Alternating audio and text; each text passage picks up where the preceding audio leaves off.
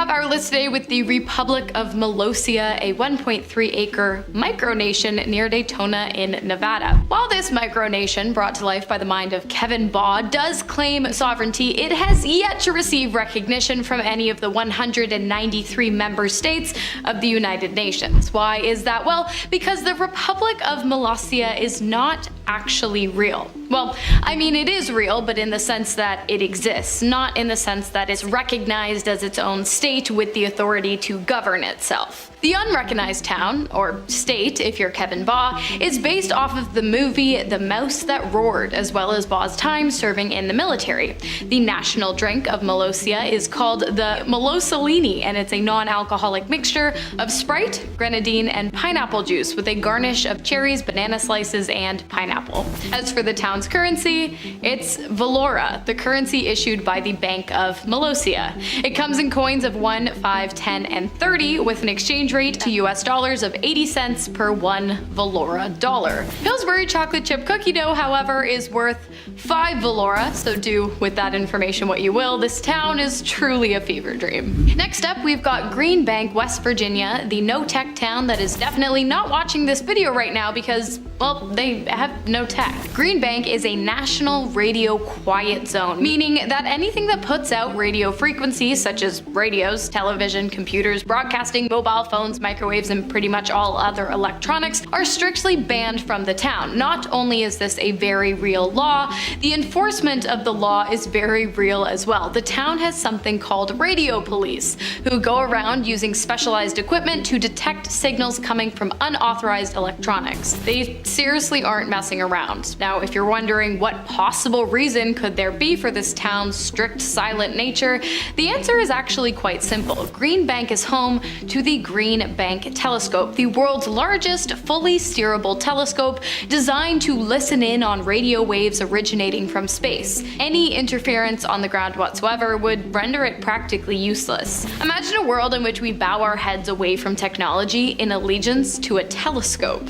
Or, just go to Green Bank and you don't have to imagine. Next up, we have Tangierre, Virginia, located on Tangierre Island in the Chesapeake Bay and home to a whopping 463 people, according to a census conducted in 2020. The town, or island if you want to get technical, has been shrinking since the year 1850, and I don't mean just population-wise, I'm talking about land mass as well, which of course directly correlates to a decrease in population, but that's besides the point. It is likely that eventually one day this little island town will need to be abandoned, and that after that the land will disappear altogether. Some of the island's more notable quirks, other than its small population and the fact that it's literally disappearing, are the fact that there is absolutely no alcohol allowed. There is no phone service, and there is only one grocery store. There are surprisingly 2 restaurants, and the residents use golf carts as their primary mode of transportation. Also, for some reason, the residents of this town, located smack dab in the middle of Virginia, USA, speak with a thick Old English accent for some odd reason. Next up, a town with a population of 3 people. Gross. I mean, it must be gross. Gross, Nebraska, that is. There's not much more interesting about this town other than the fact that it's pretty much a ghost town, save the 3 people living there as confirmed by the 2020 census, which I'm sure took days to complete. Of course, this wasn't always the case. At one point in 2010, there were a total of 2 people living in the town. So actually less, under one roof, of course. Take it back even further to 2000, and there was a whopping 5 people living in the town under one roof. A married couple and their children, all under the age of 18. Based purely off of the census readings, I'm gonna go ahead and venture a guess that as soon as they could, the kids moved out and left the town. I don't blame them. Next up, Solvang, California, aka the Danish capital of America. Basically, this town is the Europe of California. The town resides in the Santa Ynez Valley, and stepping into it is like stepping into a world where Europe is warm and just 1 hour away from the California surf. The town originated in 1804 and is, of course, home to a large Danish population.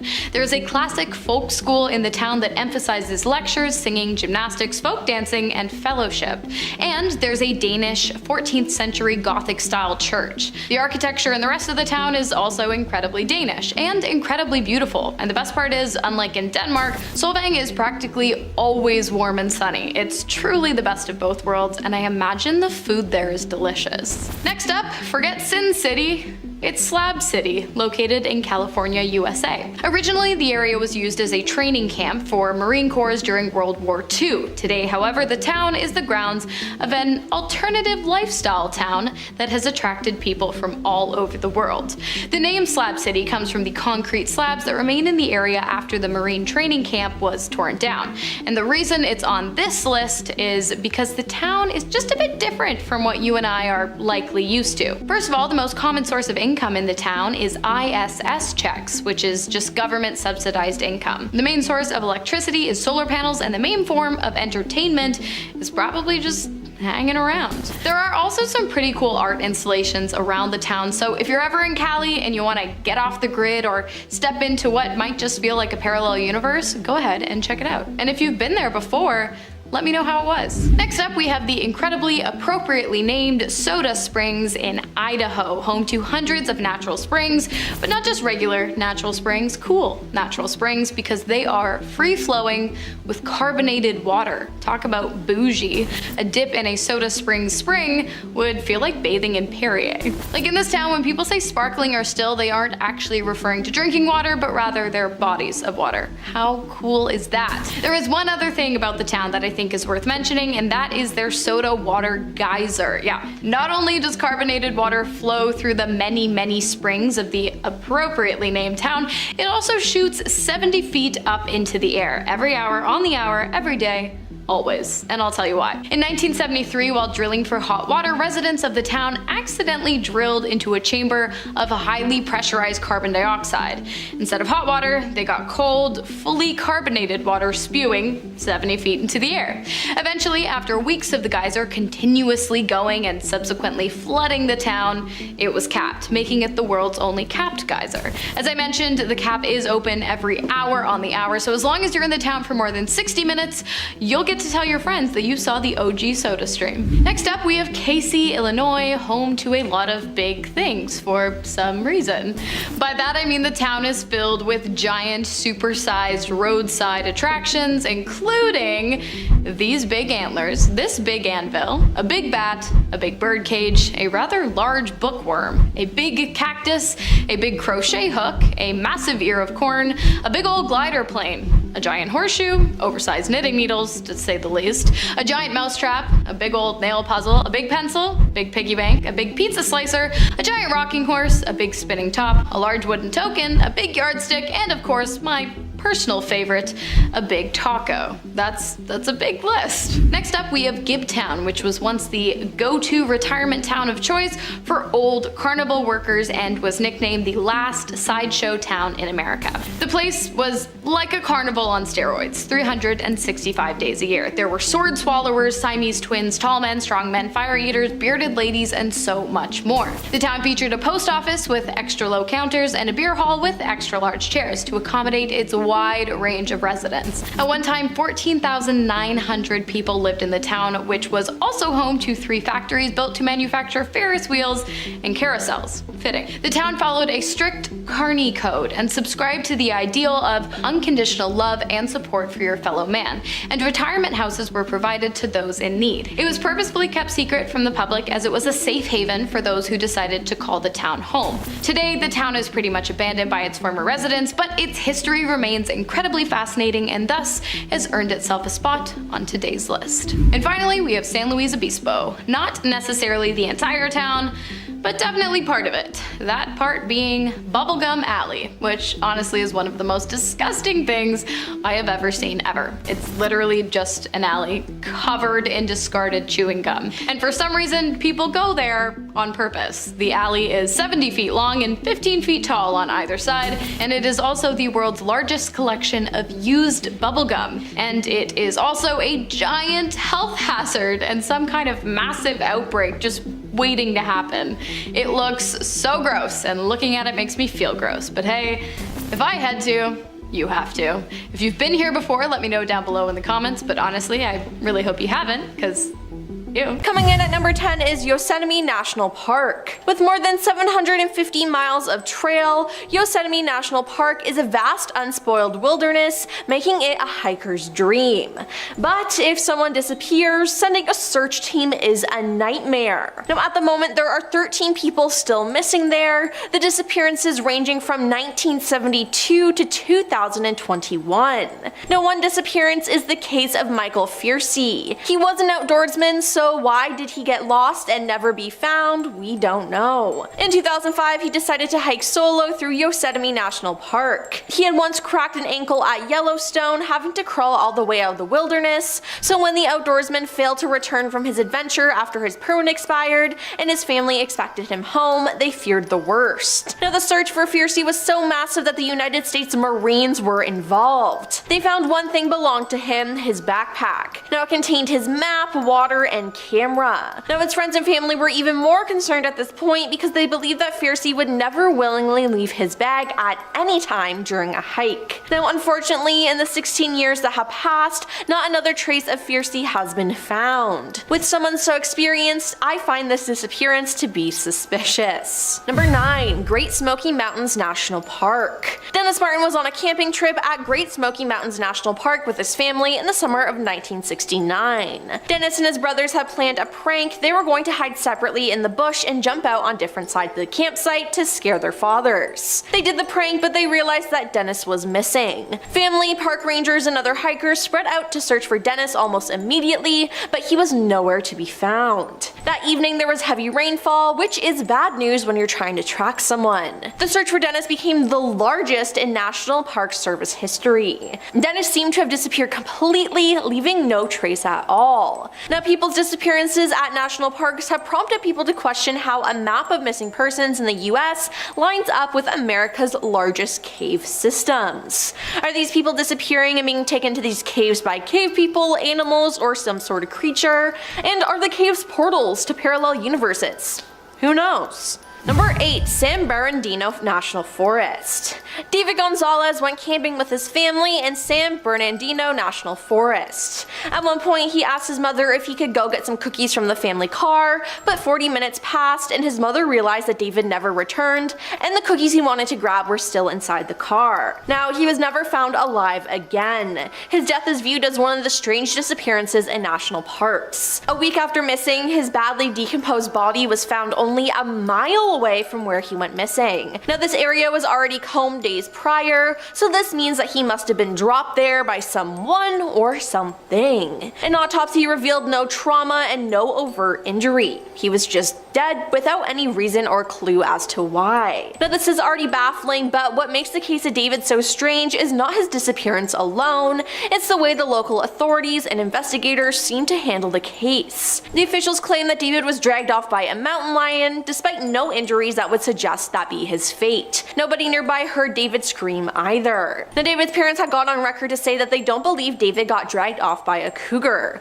They believe that he was kidnapped and that he still may be alive somewhere and that the body wasn't his. Now, is this sounding exactly like Stranger Things to anyone else? Maybe he got sucked into the Upside Down with Will and is fighting against a Demogorgon. Number 7. Grand Canyon National Park.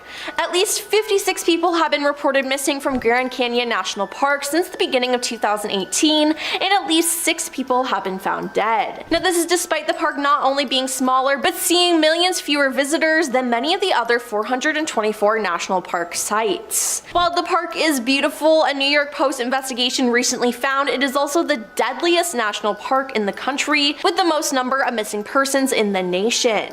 On June 2nd, 2015, Morgenheimer was working for Tour West, a commercial rafting company, and he was a guide for an 8-day rafting trip along the Colorado River in the Grand Canyon. While standing near a cliff, Morgan spoke with the lead rafting guide and mentioned something about taking some time off that afternoon. The lead guide was pulled away by a client during this conversation, conversation and walked away from the cliff to speak with them. When the guide looked back to the direction that Morgan was standing, he was gone. Now the guide just assumed that Morgan had taken a break and would be back, but Morgan was never seen again.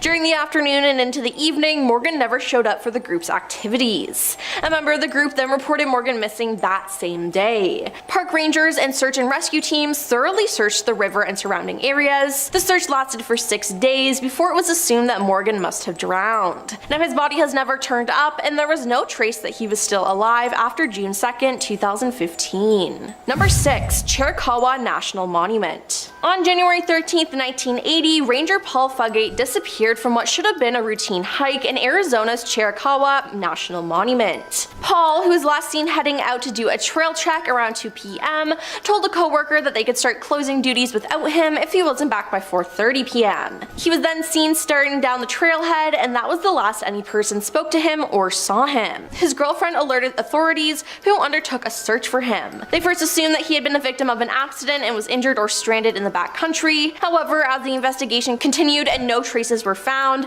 suspicions began to arise. No trace of Paul has ever been found since that day in 1980. Now, to make things even more difficult, Chiricahua has 17 square miles of canyons, treacherous terrain, and wildlands. Now, the search and rescue teams found absolutely nothing related to the park ranger. Number 5. Nahanni National Park Reserve. Now, this is a strange case. Over the decades, many unfortunate travelers and explorers have gone missing, or they turned up dead and beheaded in the Nahanni Valley. Now, the number of decapitated bodies found within the Nahanni Valley have earned it the nickname Valley of Headless Men. In 1917, Martin Jorgensen's body was discovered decapitated next to the remains of his cabin as it was burned to the ground. It is suspected that he struck gold in the vicinity as he wrote of it back home before ending up beheaded. Then in 1931, another body was found. This time it was that of Phil Powers. His charred remains were discovered in ashes of what were his cabin. The RCMP were quick to attribute his death to a faulty stovepipe,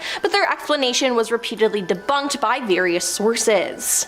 Now, many others simply disappeared without a trace in the remote wilderness of the valley. In 1928, one prospector named Angus Hall ventured ahead of his party and was never seen again. Another pair of prospectors, Joe Mulholland and Bill Ipper, disappeared in 1936. Now, for many years they were searched for but were never found. The only thing discovered was their cabin, burnt down to the ground. Why are so many people going missing in this specific area, and why are their cabins being burnt down? Number 4. Mount Charleston in Humboldt-Toyabee National Forest. Larry Jeffrey disappeared near the peak of a 12,000-foot Mount Charleston in Humboldt-Toyabee National Forest. Now, the search began immediately after the boy wandered away from his brothers, and within days the National Guard and a team of bloodhounds had joined the search. In a TV interview, David Paulies told reporter George Knapp that there were no predators afoot that day, and since the area they were in was pretty secluded, it's easy to rule out abduction by car. This boy just walked into oblivion, David said. Now, when Jeffrey disappeared, he was wearing light clothing, and authorities were doubtful that he could survive the cold temperatures at night. Now, searchers found and lost the trail a few times, and they discovered evidence that the boy had been eating insects and forged berries along the way. Overall, 1,000 people searched for 16 days but never found him. It appears that he just went poof, maybe into an alternate dimension. Perhaps. In our number 5 spot, we have Star Wars. Luke, I am your father. Okay, this one could very well have been misconstrued over time, as people have repeated this in many movies, and it's possible that someone somewhere just decided to throw in the Luke bit so that people understood which character Vader was the father of. Makes sense. But still, in online platforms, people are convinced that at some point in time, Darth Vader said, "Luke, I am your father," instead of what is actually said, "I am your father." No Luke. Is this a sign that in another universe, Luke was actually said? I don't know. This is a bit of a weak sign for me, but others disagree. Would love to know your thoughts in the comment section below. Did the government cover this one up? In our number 4 spot, we have the Triangle Phenomenon. The Bermuda Triangle, the Alaskan Triangle, the Nevada Triangle. These are all strange places that puzzle people around the world. These are places where planes and people have gone missing on many accounts. It could be a strange coincidence, but a lot of people believe that these disappearances are more likely a sign of a portal to another dimension. Perhaps these people and planes traveled through these portals and ended up somewhere else, as not a body or piece of the planes have ever been found from any of these places. There has to be some explanation. Either that, or it's a government special operation, or there's mythical creatures getting in the way. There are so many theories around these triangles, but the number one theory is that they are a sign of a parallel universe. In our number 3 spot, we have unidentified objects. Over the years, there have been a lot of unidentified objects that have popped up around the world that no one can explain. Archaeologists have discovered items that don't belong in areas that they are exploring, and at times there have even been objects that don't seem like they are a part of this world or from this world. A good example of this is a hammer that was found in London in the 1930s, and this hammer is said to be over 500 million years old. Wow,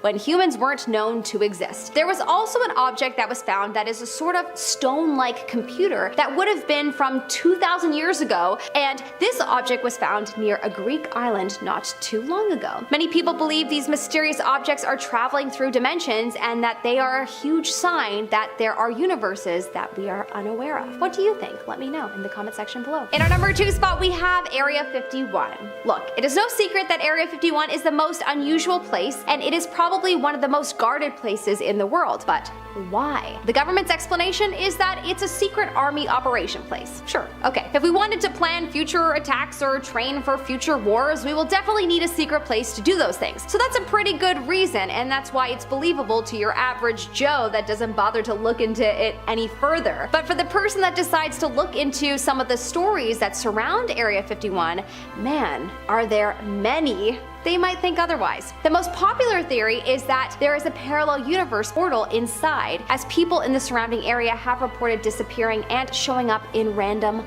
locations. In our number 1 spot, we have the particle test. There is a large hadron collider that is the largest and highest particle collider and is 27 kilometers below the surface of the Earth, aka in an underground facility between the France-Switzerland border. It was originally designed between 1998 and 2008 by CERN, the European Organization for Nuclear Research, as a collaboration project between 10,000 scientists and hundreds of labs and universities from over 100 different countries. It is believed that the purpose of this device was to create a black hole in reality, which may take us to a parallel universe. Regardless of what they were actually doing, they did stumble across something pretty crazy. Apparently, the scientists threw a bunch of particles around at crazy speeds and noticed that the particles disappeared for a moment, and they were able to measure how long the particles disappeared for. From this experiment, it has been assumed that the particles traveled to new dimensions or planes of existence when they disappeared. One of the scientists at CERN by the name of Aurelian Barau has even said, "The multiverse is no longer a model. It is a consequence of our models." Well, sounds like proof to me.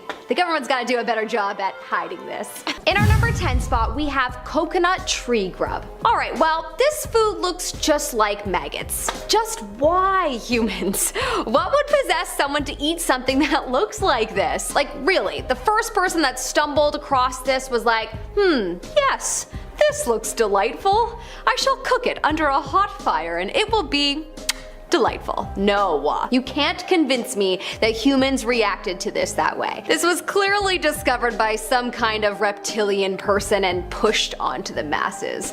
Or it was brought here from another dimension. Coconut tree grub can be found in the Peru jungle in, you guessed it, coconut trees. Apparently they are protein rich and taste scrumptious when cooked.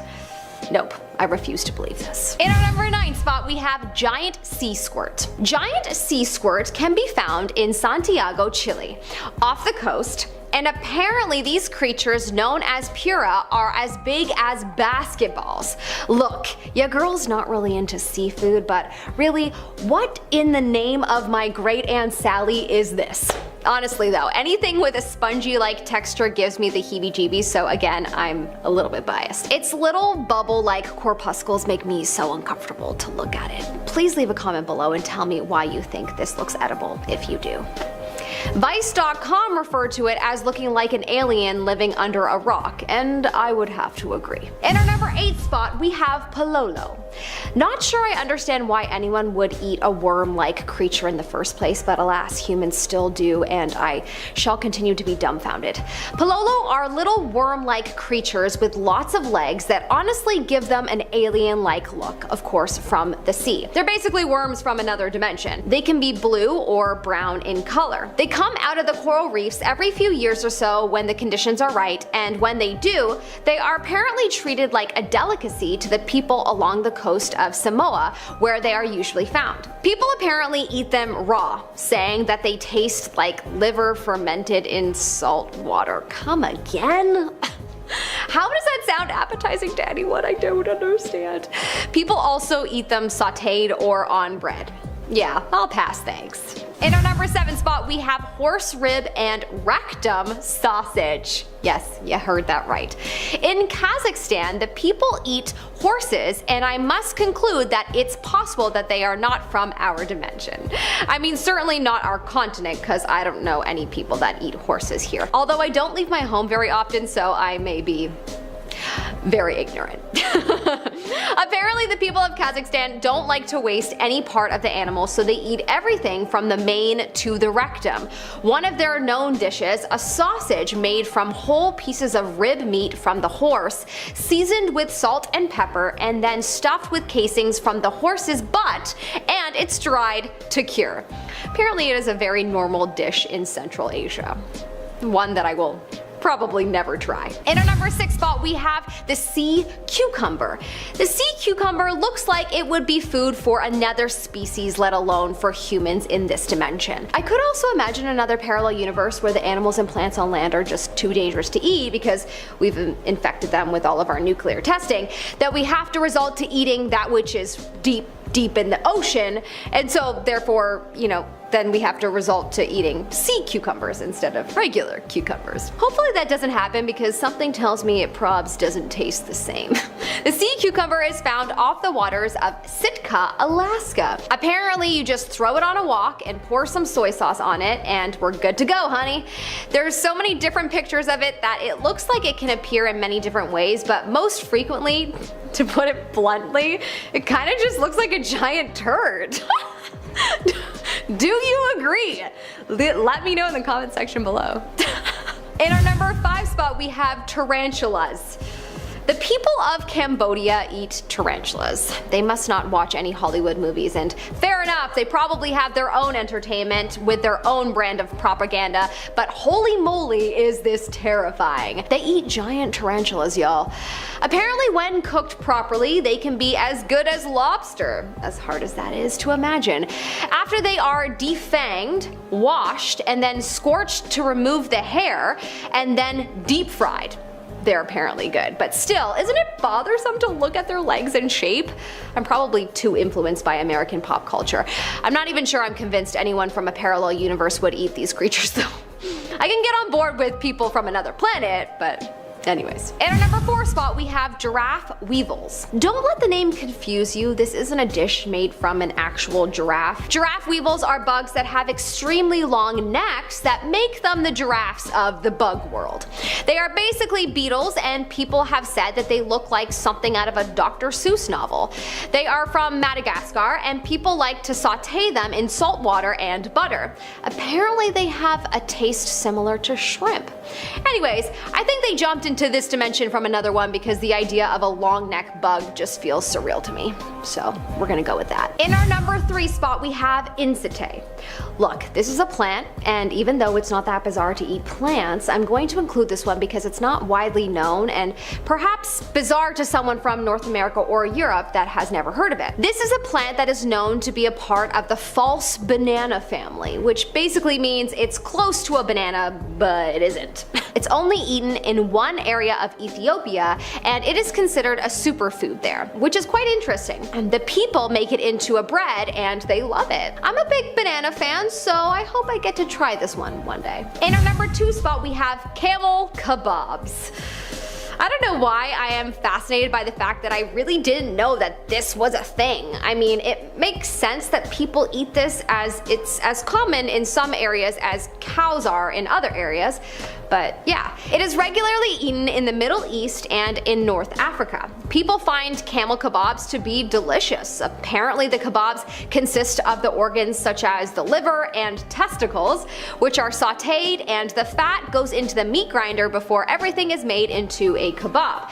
This really feels like an idea from an alien or someone from another dimension, but it's probably because living in North America is like living in another dimension when you go to the Middle East. It's just such a different world.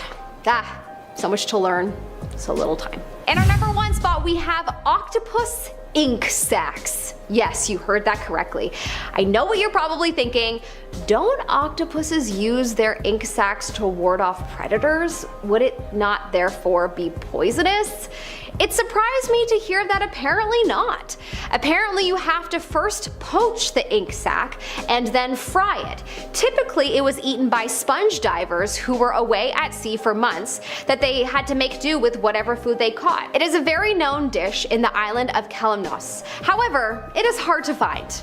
Because it's from another dimension. Dun dun dun. Shipping through the dimensions is just quite difficult. But honestly, unless it would somehow make me lucky, I would never eat an octopus ink sac ever.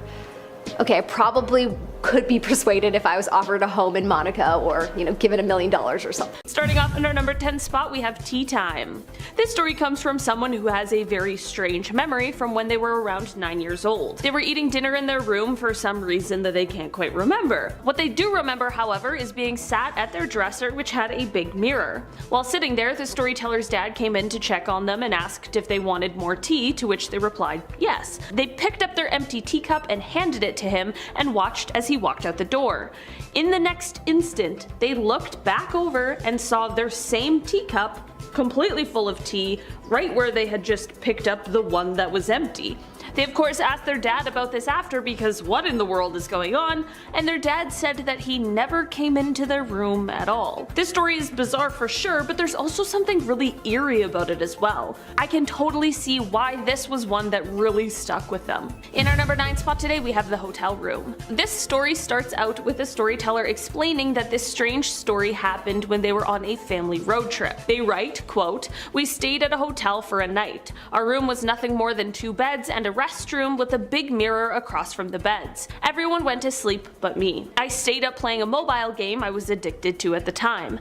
At about 2 AM, I went to sleep. When I woke up, I noticed something was just ever so slightly off.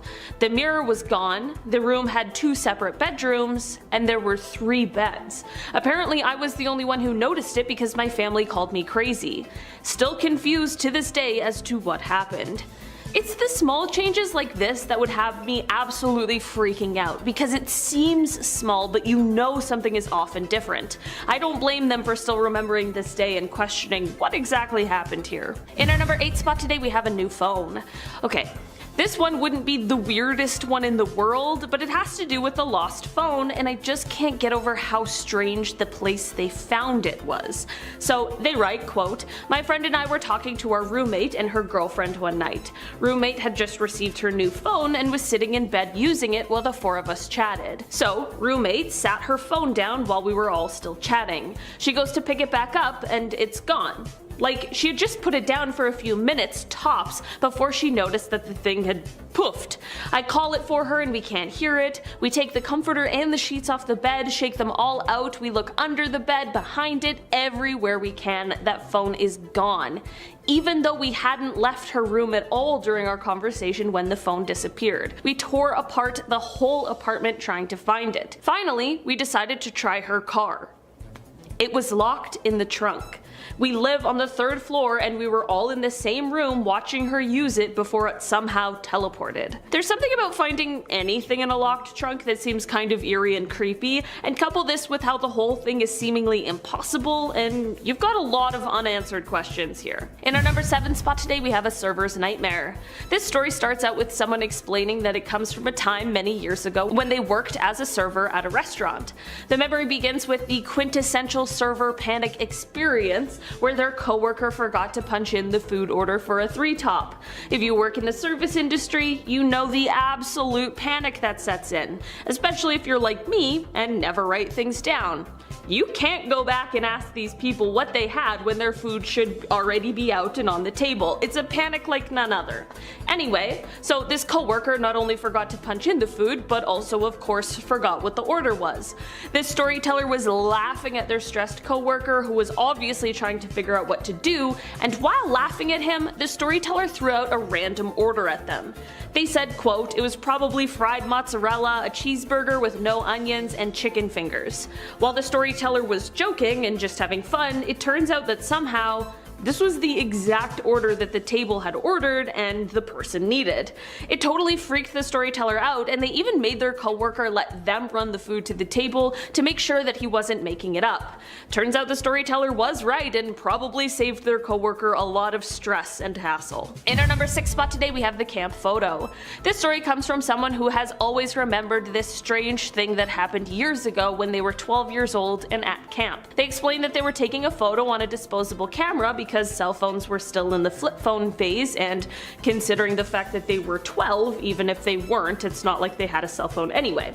So, with this disposable camera, they were taking a picture of 2 of their friends that they had made while at camp. This is all fine and well, of course, and honestly very cute, but it's what's seen in the photo that really has stuck with this person. They explained that in the photo, one of the friends appears twice in 2 entirely different poses. They explain that it still weirds them out every time they come across it. In our number 5 spot today, we have Employee of the Month. This story comes from someone who almost had a premonition of sorts. They explain, quote, "I was sitting in my office one day when my desk phone rang, and it is my undersheriff asking me to bring him all of the reports, dispatch logs, any documentation reference to a specific case, so I get it all together and start towards his office. I meet him in the hallway and hand him the paperwork. He asked me what it was. I told him it's the blank documentation you asked for. He then swears he never asked me for it, that he had just arrived and had not called my office. He was on his way down the hall to ask me to get it together." I mean, at the very least, I hope he gave this person a raise, because while this certainly was a weird experience, that's also the most efficient employee I've ever heard of. I hope that's not the new work standard though. Like, what do you mean you didn't anticipate my needs? In our number 4 spot today, we have The Repeater. This story is one that only lasted for about an hour, but it definitely was a strange and confusing hour for the person who experienced it. Basically, it started when they were watching TV with friends, and they ended up landing on some sort of old 80s movie that they used to watch many years prior, but hadn't seen in quite some time. All of the dialogue from the movie came flooding back to them, and they remembered what each character was going to say next. Not so weird, our brains work in mysterious ways. This, however, seemed to open some sort of gate, because when they changed channels and were trying to find something new to watch, this person was now able to recite every line of dialogue prior to it being said, as if they had memorized it all, but this time it was with shows they had never seen before in their life. This then translated into them being able to predict what their friends were about to say right before them saying it. Again, this strange effect only lasted for about an hour before things returned to normal, but what a strange hour that would have been. In our number 3 spot today, we have The Inside Scoop. Maybe this is a parallel universe story, or maybe this person is just a bit of a clairvoyant or something of that nature, but whatever you want to call it, this story is definitely a weird one. They write, quote, "Sometimes I'll be talking to someone I've never met, and very specific facts about them will pop into my consciousness out of nowhere, like this person had a golden retriever that died in 2009. Then they'll inevitably bring up the fact that I mentioned without me saying anything first, sometimes seconds later, sometimes years. This would be so strange and also so hard to navigate. You'd have all these things you seemingly happen to know about this person, and now you have to avoid bringing them up until they do. It's like knowing someone's secret. That would be really weird. If you had this sort of ability, would you tell people or would you keep it to yourself?" In our number 2 spot today, we have The Wake Up Call. This story comes from someone who is explaining a very scary moment that their brother experienced that is kind of unexplainable. They start off by saying that it doesn't seem as though their mom believes this story, but they definitely do. Most of that is because they saw their brother after this incident and could definitely tell that something had seriously spooked him. They write, quote, "He was sitting in the passenger seat driving home alongside my mom. mom. A bright green car swerved and hit them, knocking bits and pieces of glass into his arm. He jolted awake afterwards, just in time to see the green car pass them. He claimed he felt the marks the glass left afterwards too. So basically, this guy might have somehow been in a reality where this accident really did happen, and then was able to jump realities to one with a better outcome. Or perhaps he was just temporarily transported to the other one before jumping back into this one. The possibilities really are endless when it comes to the multiverse, and I can totally understand how an experience like this would have somebody pretty shaken up. Whatever really happened here, I'm just glad that this person somehow ended up in the timeline where everything is a-okay. In our number 1 spot today, we have the boiler repairs.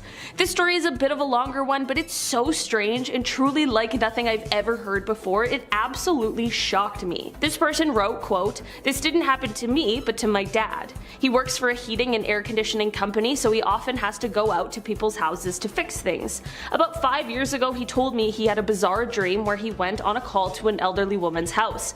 He'd never seen the house or this woman before, but he said it was bizarre because of how realistic the whole thing felt. He fixed her boiler in the dream, chatted for a bit, and then left. About a week later, his company gets a call from an elderly woman needing her boiler fixed. They sent my dad on the job. When he arrived, he said it was the exact same house from his dream and the same old lady. He knew her name before he even had to ask and knew his way around the house without having gone inside yet. When she opened the door, she said, 'Hi Gary,' and when he asked how she already knew his name, she said she had a dream last week that her boiler broke and that my dad is the one who came to fix it, so she just knew that would be his name. Two complete strangers never having met each other had the exact same dream that they would meet each other, and they did. The whole thing is so crazy. That would be so strange, but also so cool. It's almost like they were destined to meet each other in some way. Honestly, the unexplainable can be terrifying, but it can also be kind of nice and cool and truly mystifying. All I want to know now is if Gary and the elderly woman kept in touch. Starting off this countdown, we have the deck of cards. Now, I don't know about you, but normal deck of cards don't have number 1 cards. In replace, they have aces. But would you look at that? This odd deck had 1s, which makes me very uncomfortable. I don't know about you, but I've never seen this before. If we're playing Go Fish and you whip out a 1, I'm leaving, I'm sorry. Jokes aside, we have decks with aces because they can serve as the highest card or lowest. So it can serve as a 1 or more than 1. That's why we don't have 1s, according to Google, don't quote me. So I don't know where this person got their cards from, but it just seems wrong. In our 9th spot today, we have the knockoffs. Sometimes brand name pieces can be expensive, and we want the same or similar item, but cheaper. That's where knockoff brands come into play. Take a look at these cereals. They're so similar, yet so different. So we got Cocoa Rice instead of Cocoa Puffs, we got Honey Nut Crispy Oats instead of Honey Nut Cheerios, Fruit Rounds instead of Fruit Loops, Marshmallows and Stars instead of Lucky Charms, Cookies instead of Cookie Crisp, and lastly, Kids Crunch instead of Captain Crunch. Now if I saw an aisle filled with those, I think I was transported to another universe. In our 8th spot today, we have the map. Now let's get to a serious one. In 1929, a group of historians discovered something pretty strange. It was a map from 1513 written on the skin of a gazelle. It was created by a well-known admiral of the Turkish Navy. Well, what's odd is that the map included Europe and North Africa, the coast of Brazil, several islands, and even Antarctica, which was not discovered until 300 years later.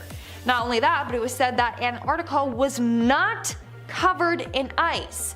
The last time that occurred was more than 6,000 years ago. So this whole thing just doesn't make any sense. How did this man map a continent that's been covered by ice for the last 6,000 years? Maybe he's from a parallel universe, or maybe the map is.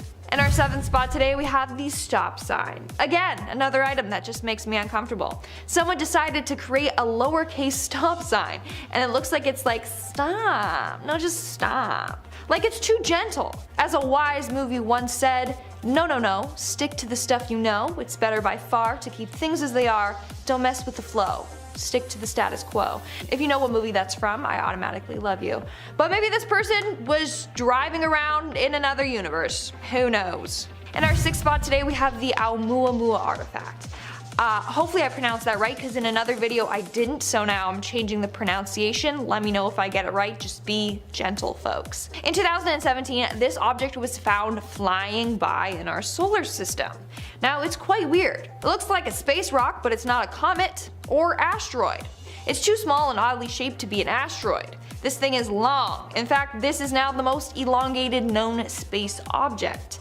Not only that, but astronomers were shocked by the condition of it. Astronomers thought that the first space rock to enter our solar system would be a ball of ice and rocks like a comet. But this isn't one. No. Not only is it not shaped like one, but there's usually a cloud of dust and gas surrounding comets, and this object just doesn't have that. But before scientists could study it too much, it left our solar system. All we know is that the strange object came from another solar system. Or maybe a different universe. And that's why it's so weird and unlike anything we've ever seen before. We're now at our 5th and halfway mark with the archless McDonald's. Imagine this, okay? You're hungry, you're driving down a road, madly looking for places to stop and eat, and that's when you see it. Off in the distance, you see 2 golden arches, and you know exactly what awaits you. The one and only McDonald's. Except whatever universe this is in, McDonald's only has 1 arch. Like, hello, it's not Nick Donald's, it's Mick. So stop, okay? Or maybe someone messed up with the designing this restaurant, I don't know. Also, since when does McDonald's sell just bags of ice? Like, look at the sign.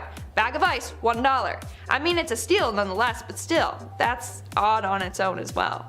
In our number 4 spot today, we have East Scotia Ridge. In the Southern Ocean, about 2,400 meters down, you'll find this biological community or habitat that was discovered in 2012. East Scotia Ridge is a remote underwater mountain range located between South Georgia Island and the Antarctic Peninsula. The ridge is known for its unique and very mysterious geology, as well as its diverse marine life and harsh environment. It is dark down there, but it is also hot as it is being warmed by hydrothermal vents, and it can reach temperatures up to 382 degrees Celsius, which is absolutely insane. Because of this dark, hot environment, of course we are going to find a whole bunch of new species that were previously unknown to us. Some of these species include a new kind of albino octopus, and also albino hairy lobster that's referred to as a yeti lobster, and apparently even a crab that uses its hair to grow a bacteria that detoxifies the water. Okay? Parallel universe, that's what I'm saying. In our number 3 spot today, we have the Paris Catacombs. The catacombs in Paris are some of the most famous in the world. This is a place that holds the remains of more than 6 million people, and it's also the source of an insane amount of urban spooky legends. This ossuary was created originally in an effort to eliminate the overflowing of the city's cemeteries. To be honest, this place, after being built, was mostly forgotten, but during the 19th century it became a novelty place for concerts and private events, which is certainly macabre. After some renovations and construction, they became open to the public in 1874, and they have been the source of much mystery ever since. These catacombs are expansive, with most of them being blocked off to the public, which begs the question, why? In 2009, there is said to have been a video camera discovered inside the catacombs with footage that showed an unidentified man dropping the camera in fear of something that's also unidentified before running away into complete darkness. I'm just saying, although the catacombs sees a ton of visitors every year, I'm not convinced that we know all of what's going on down there.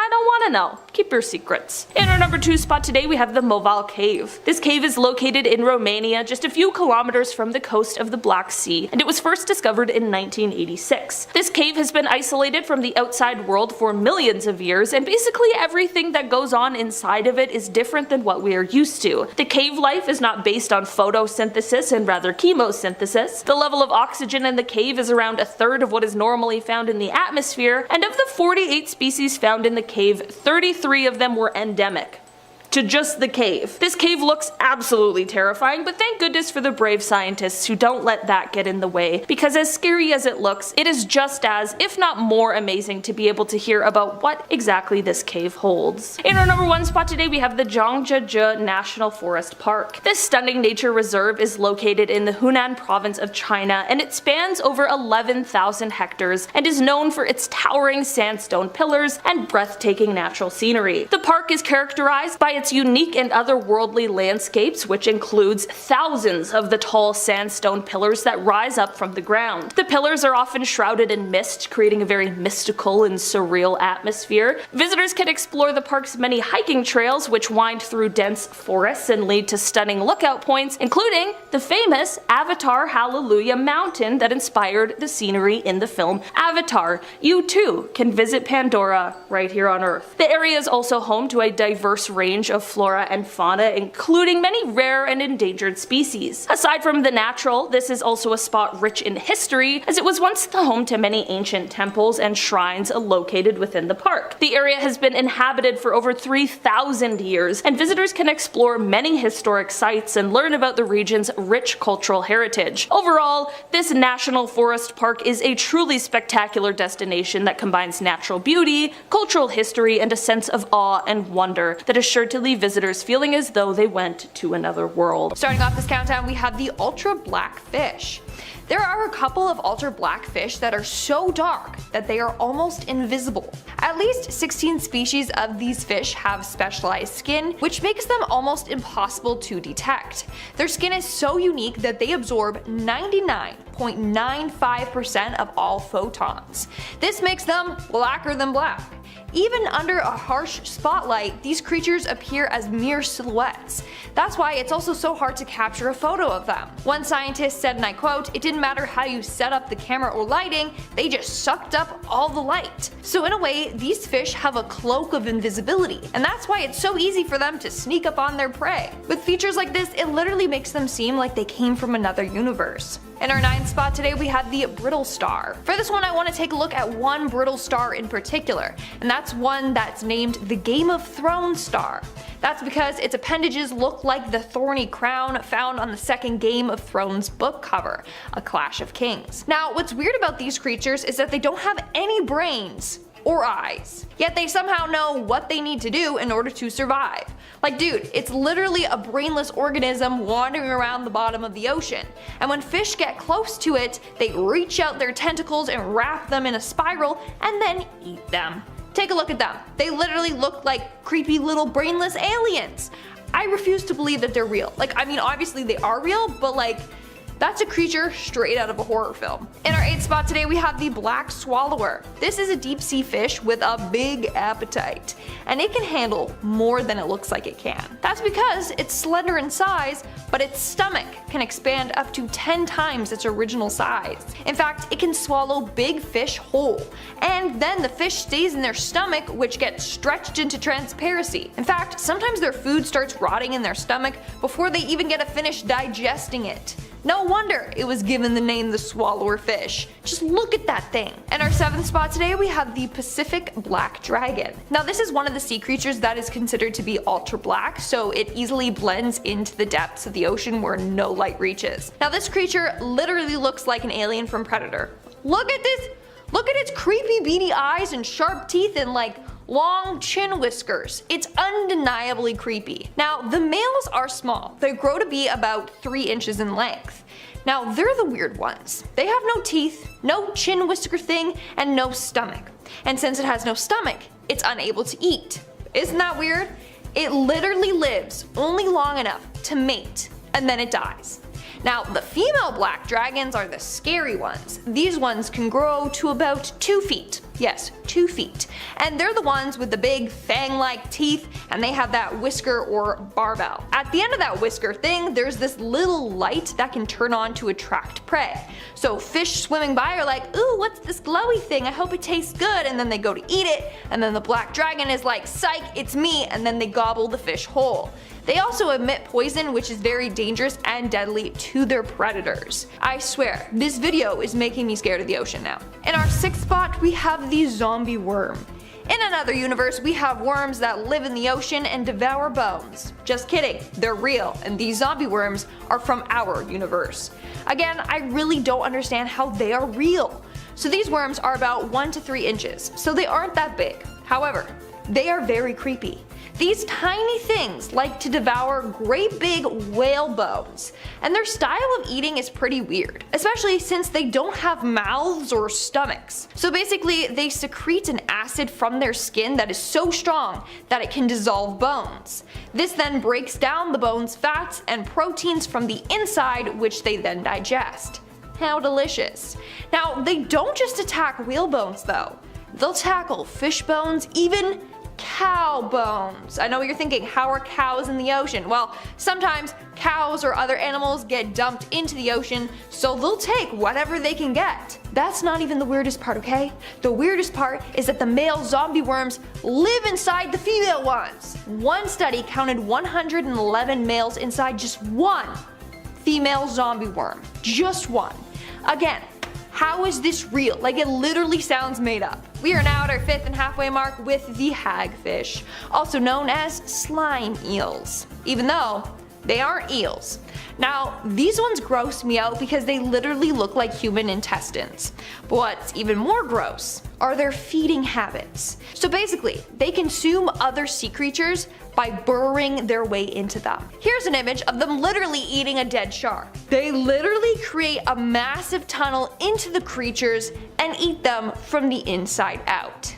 Ooh. But not only that, they secrete the slime to ward off predators. The slime is so sticky that it can clog the gills of its attackers. Take a look at this video of it repelling a shark. Like what? The shark literally went to chomp it and then it got deterred, and the hagfish was left unharmed somehow. Moving on to number 4, we have the three-eyed fish. Now, when this creature was discovered in 2011 by an Argentinian man, people went crazy. So he was out on a fishing trip with some friends when he caught this fish. A literal mutated three-eyed fish.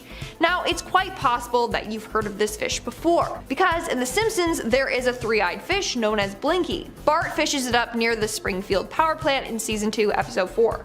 So people were like, oh my god, The Simpsons predicted this fish. It was especially eerie since the fish was caught in a reservoir where a power plant pumps hot water from their facility and the water is pretty polluted. Honestly, anything with multiple eyes are not from this world. They're just not. In our 3rd spot today, we have the mutant sea creature.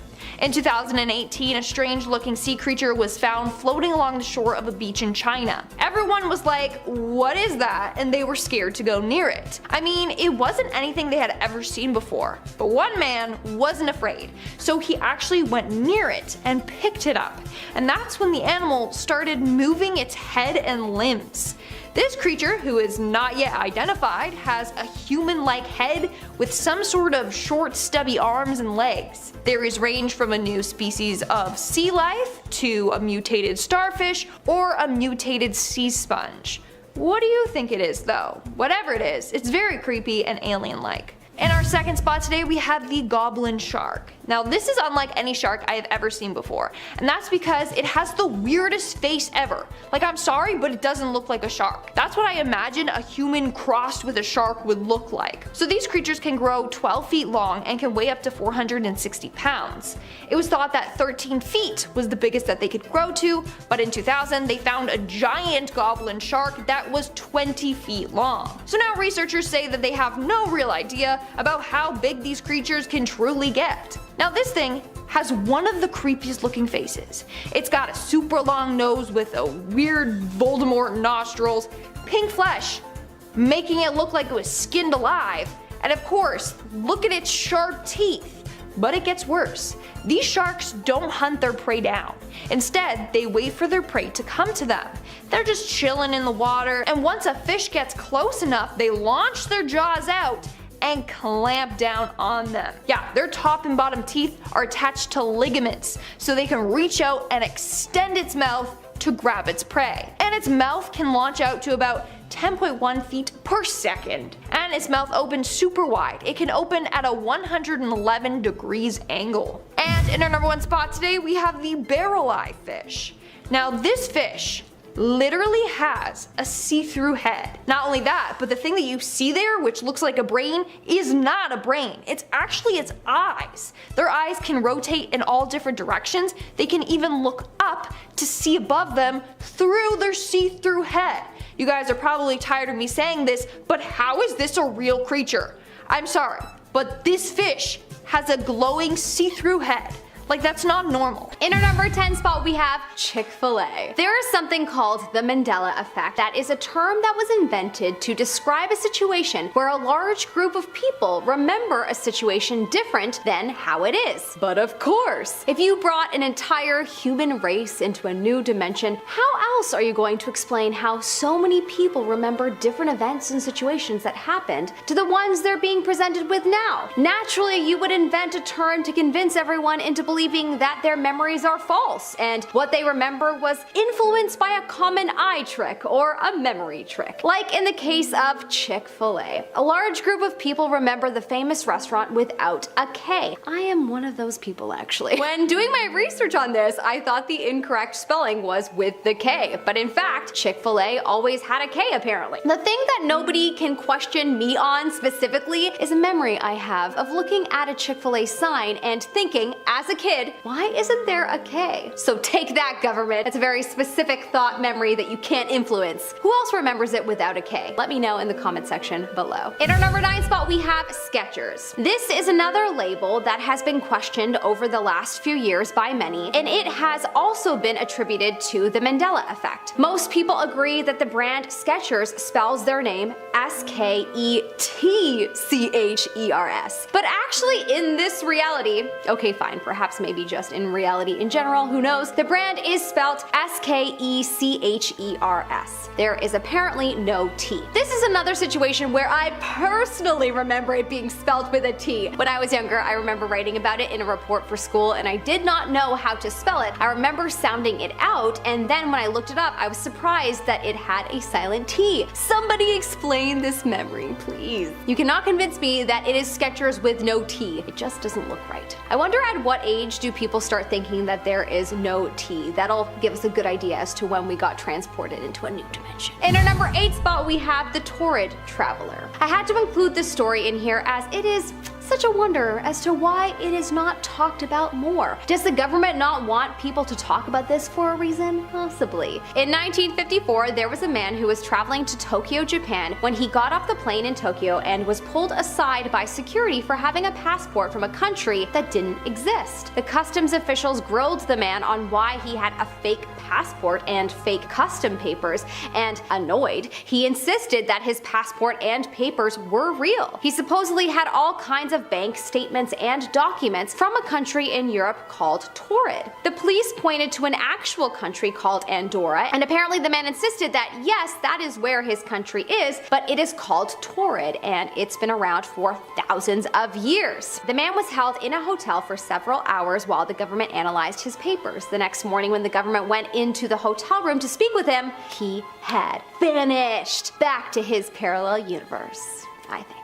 In our number 7 spot, we have the case of Lorena Garcia. This is a very interesting story. I definitely think it is possible that this story was covered up, as it is a story that a lot of people do not know of and may be shocked to hear about. A woman by the name of Lorena Garcia woke up one morning to find that nothing was familiar to her. Her home, her friends, her job, she did not recognize a thing. She still looked like herself and had the same name, but her room and basically everything was different. The story made a few newspapers, but it eventually died. As it would, of course, if it is a story that a lot of people shouldn't hear about, so that we don't all start collectively putting the pieces together and questioning everything, as we probably would. People thought that she suffered from memory loss, however, all signs actually pointed to her being in perfect health, as well as nothing traumatic had occurred that would make anyone believe that theory. So, in conclusion, she probably slipped into a parallel dimension that the government didn't want us to know about.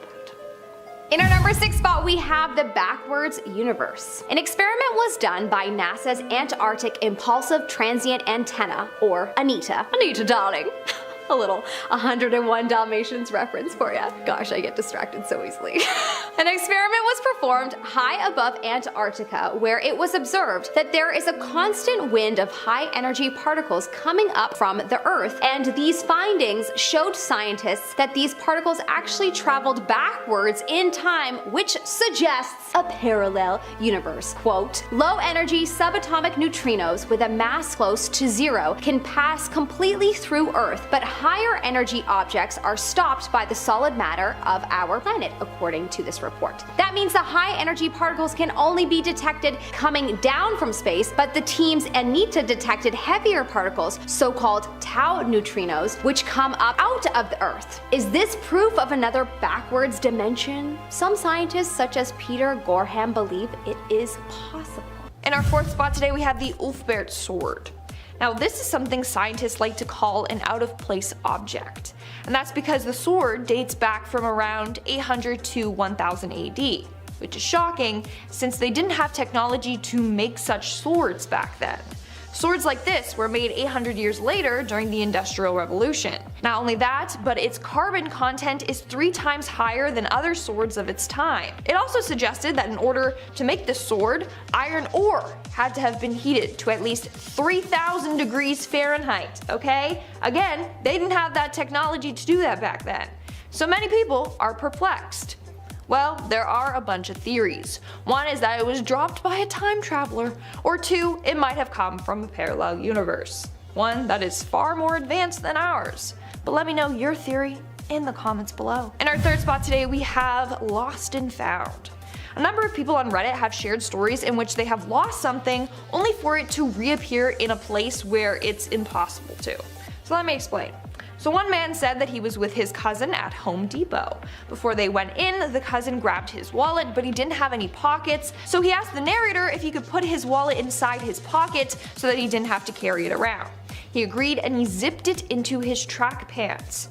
After shopping around at Home Depot for a bit, they went to check out, but his wallet wasn't in the track pants. So they retraced their steps thinking maybe it fell out, but nothing. So they decided just to go back to the car and return to the store later. When they got to the car, lo and behold, the wallet was on the dashboard. Which is wild because the cousin literally handed him the wallet and he zipped it into his pants. Now, one person believes that what happened was the universe glitched, and maybe in another reality, the man just left his wallet on the dashboard. Somehow, those universes merged, hence why the wallet was on the dash. Now, it's all confusing how this stuff works, but that's me explaining it the most basic way possible. In our second spot, we have the little dino-looking figures. In 1944, thousands of little dino-looking figures were dug up in Mexico. Only problem is that the pieces date back to 2500 BCE, a time when no dinosaurs were roaming around and people couldn't have possibly known about dinosaurs then. This is all according to scientists. So were there some other creatures that roamed the earth back then that we don't know of? Or is there a time-traveling paleontologist out there? Imagine that, like Ross from Friends also being a time traveler. I love that. I don't know, or the object is from another universe. And in our number 1 spot today, we have the ring. Now this next individual has a similar story to the Home Depot boys. So for her, she was washing the dishes one day when she heard a clink in her sink. Her ring that she took off when she was doing the dishes had slipped and fell into the sink and down the drain. Now, it was just a cheap one, so she wasn't too concerned. It wasn't like her wedding ring. So she decided to just go on about her day. In the end, she forgot that the ring was even there. That was until a week later when she was putting on her shoes and felt something poking her toe. She emptied out her shoe and her ring clanked to the floor. So somehow, the ring went from being in her sink drain to in her shoe. Someone explain that to me.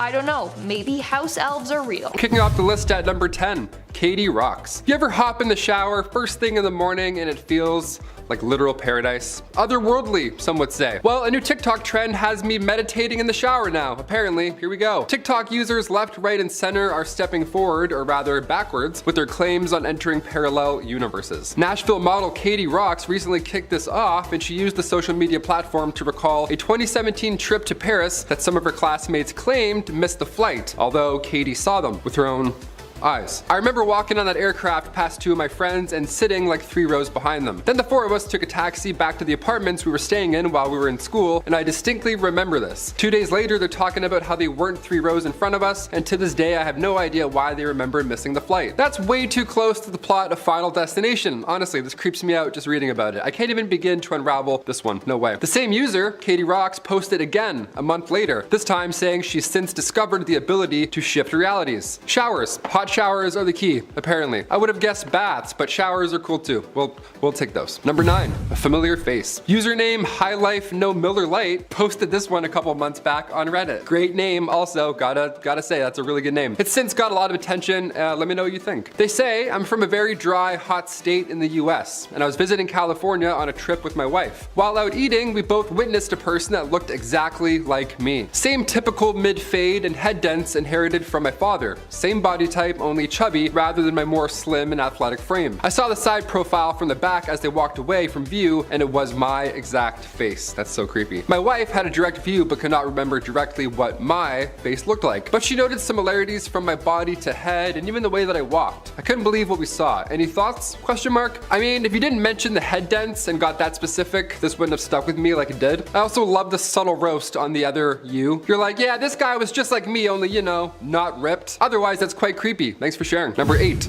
quantum leap. So yeah, I went down that rabbit hole I talked about and I discovered another TikTok. How fun. We love these. Awesome. This quantum leap was obtained by Marian Valenza. She took to the social media platform to implore others to take the leap. You know, no more manifestation Mondays. The key to these quantum leaps is a hot shower. Yeah, a hot shower. How convenient is that? Thank God it doesn't suck, you know? Thank God it's not a cold ice bath or else no one would know. Valenza explains the first rule here. Number 1 is that you want to give yourself enough time because you don't want to rush this. Obviously, you want to do this with intentionality, she says. Yeah, sorry I'm late, boss. I don't want to rush my hot quantum shower. You know how it is. He's like, oh yeah, classic. Next step is to literally visualize the water cleansing you so that it removes all your limiting beliefs, the negative thoughts that you have, all the things holding you back from stepping into your higher self. Visualize not currently being late for work. And then there you go, you're set.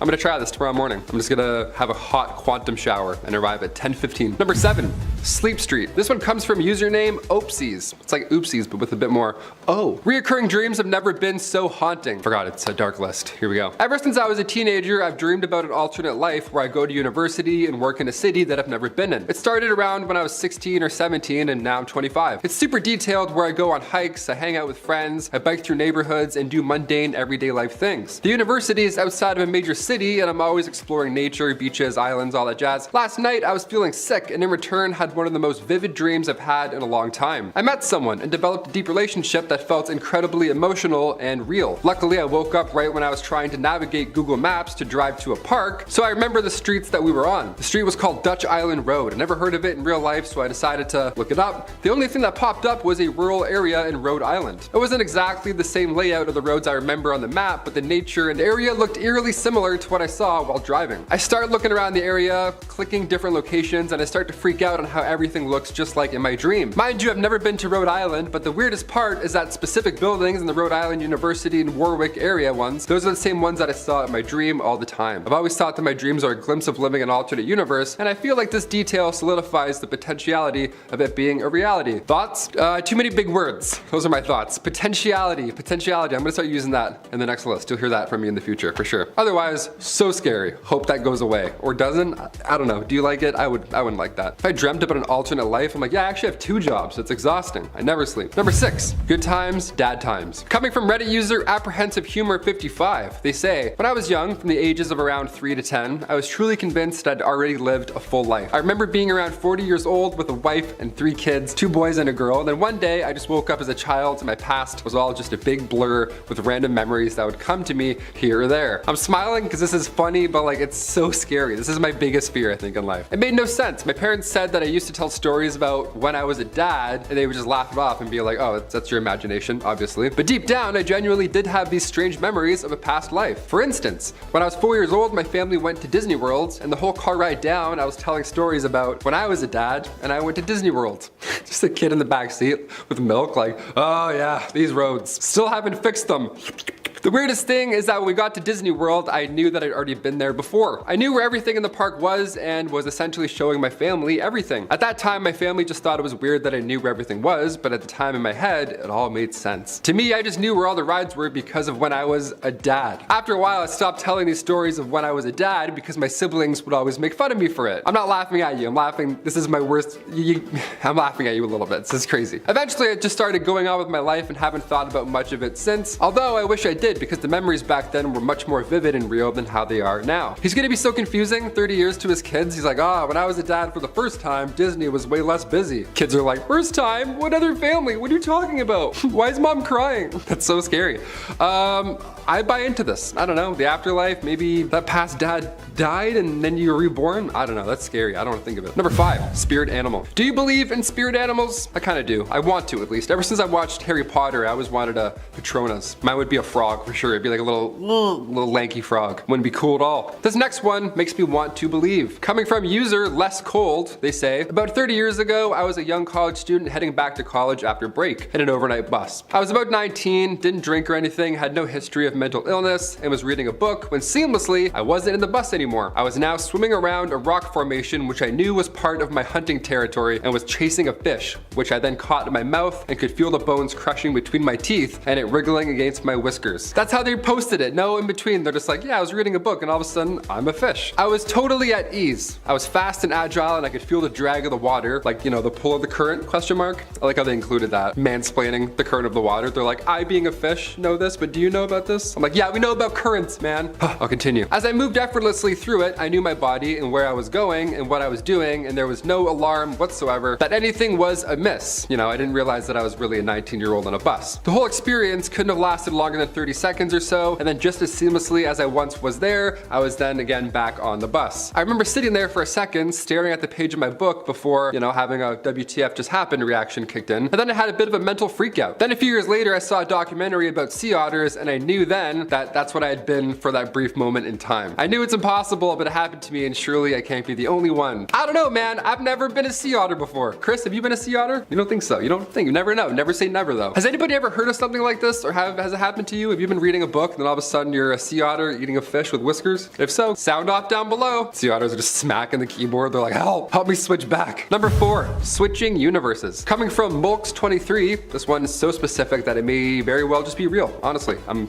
a little convinced. I've been wanting to share this for some time now. A few months ago, one morning, I believe when I woke up, I did so to a different universe. Similar to ours, but different in some aspects. Before I went to sleep the night before, I kept my Surface tablet on my nightstand, and it was absolutely fine. The next day when I opened it though, I could see a large crack across the top. There was nothing, repeat nothing, that could have caused the crack. I was disappointed, of course, the tablet's new, but I didn't think much of it. However, over the course of the following days, I noticed some things/events are significantly different than how I remember them to be. An actress that I know was married to a gangster, is happily now married to a businessman. A different actress married said gangster, a name that I would have definitely known. I'm from India and I settled in US, and this is a Bollywood actress in question. A series that was being released on Amazon Prime is now on Netflix, question mark. Yeah, that happens all the time. I'm still asking those questions myself. I'm watching Harry Potter on like 3 different platforms, like what's going on? The movie Morbius, I've seen this movie. I thought they must have remade this or something, but nope, it was a new movie. A few other things as well, but those I can attribute to misplaced memories. Not the above though. Also, I definitely did not hit my head or anything which could have caused me to remember things differently. I mean,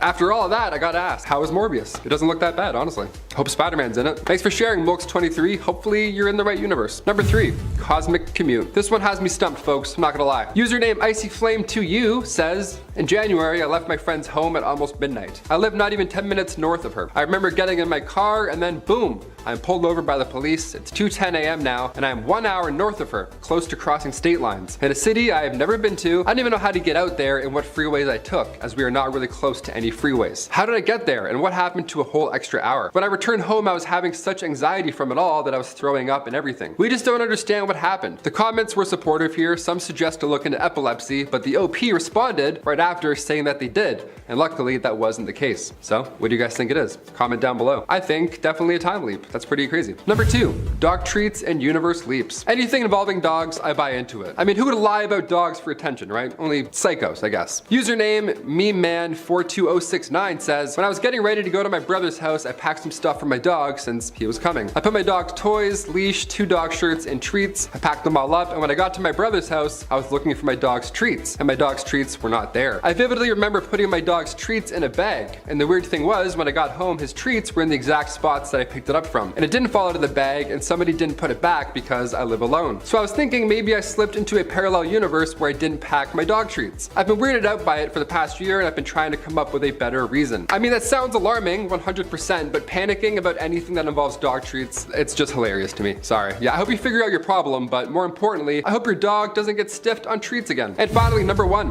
2016 again. This one caught my attention, caught it real bad. Posted 5 days ago by user Silence v Silence. They say the universe is currently shifting, and it has been the past few days. The last time a change took place like this was November 2016-ish. Some of you already know this. I'm sure you felt it in the air over the past week like I have. It feels positive. I hope it is. First comment has tons of upvotes here, and it says, "Your ears ringing real bad too?" Question mark. This is insane because my ears have been ringing a lot in the past month. I mentioned it to Olivia, swear to God. Are your ears ringing? I don't know. What universe are we in? In our number 10 spot, we have the tree hopper. I don't usually love insects, so this one just gives me the creeps to talk about. The tree hopper has over 3,000 plus separate species, and each one has a specific look that helps them blend into their environment. The tree hopper can be recognized by their vertical face and enlarged thorax, has a helmet that is tough and hard and comes in different shapes and sizes. They are usually about a half an inch in size. They eat liquid from plant stems and, as you can imagine, are always found in trees, but in warmer parts of the world. They are sometimes referred to as insect brownies. And that, once again, makes me feel alone in the world, because just why? They are bugs, not food. Just no. But fun fact that actually makes them kinda cool, tree hoppers actually secrete honeydew. So I guess that's kinda cool. Number 9, the red-lipped batfish. Yep, a lot of words in that one name, right off the hop. The red-lipped batfish, I gotta say, I'm a fan of the look. The red lipstick, she looks like she's ready for a night out on the fish town. But don't let those looks deceive you, folks. Hiding in the depths of the Galapagos, these batfish can grow up to 10 inches long, and the defining feature here, obviously, besides their lips, are their feet. Yeah, these batfish have pectoral fins that allow them to walk on the ocean floor. Yeah, walking on the floor. Fish walking on the floor with lipstick on. What's going on here? Because they belong in the same family as an anglerfish, the red-lipped batfish also has an elysium on its head in order to attract prey. It's got like a clown nose thing almost. I want to just go honk. I really want to pop it. I know I can't, but I want to try. I'm not a fan of deep sea fish, or any fish really for that matter, so this one absolutely creeps me out. I'm also not a fan of clowns. This fish checks a lot of those boxes, so I'm heading out. Coming up at our number 8 spot, we have the axolotl. There is much speculation as to how to pronounce the name of this creature, but for the most part, most people believe that it is axolotl. But another one that I have to kinda admit that it sorta looks cute, but if I saw it in person, I would probably be terrified. Also, another alien looking creature. Did we just base our alien images in movies off of these kinds of creatures? Known to be usually brown, black, sometimes greenish, and white, but the white ones are bred in captivity. Apparently the white ones are long descendants of a mutant version of the male back in the 1800s. They were from then on bred to be white with black eyes. These creatures are actually very endangered. They are usually found in lakes and in canals in Mexico. What looks like little baby fine hairs on their head are actually gills. So cool. They eat small worms and fish. They also have the superpower to regenerate their jaws, spines, limbs, and get this, even their brains. Whoa, arguably the coolest superpower I've ever come across in an animal. Number 7, stonefish.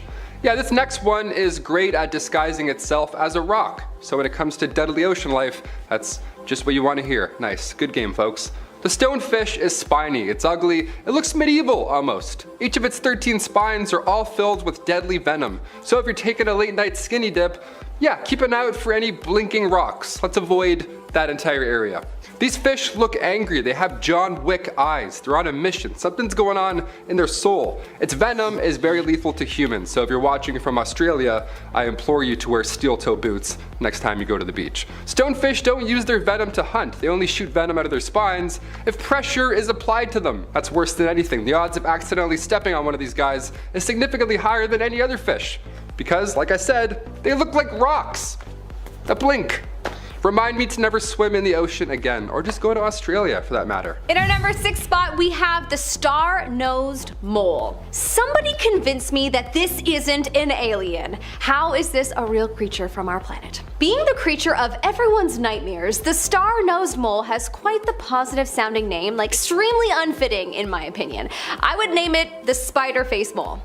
Is that not more appropriate? All jokes aside, the star-nosed mole actually has its own record for being the world's fastest eater, as it is said that it can eat an insect in a quarter of a second. Its star or spider-like face, in my opinion, is actually an organ, and it has over 100,000 nerve fibers, which makes it one of the most sensitive organs on any mammal to touch. The star-nosed mole is found living in the wetlands just along the coast of the US from Canada to Georgia. They are actually known to be blind, but they have mastered their senses and they can swim and smell underwater. Most of their life is spent hunting their prey underground, and they usually live about 2 to 3 years. Number 5. The blue dragon.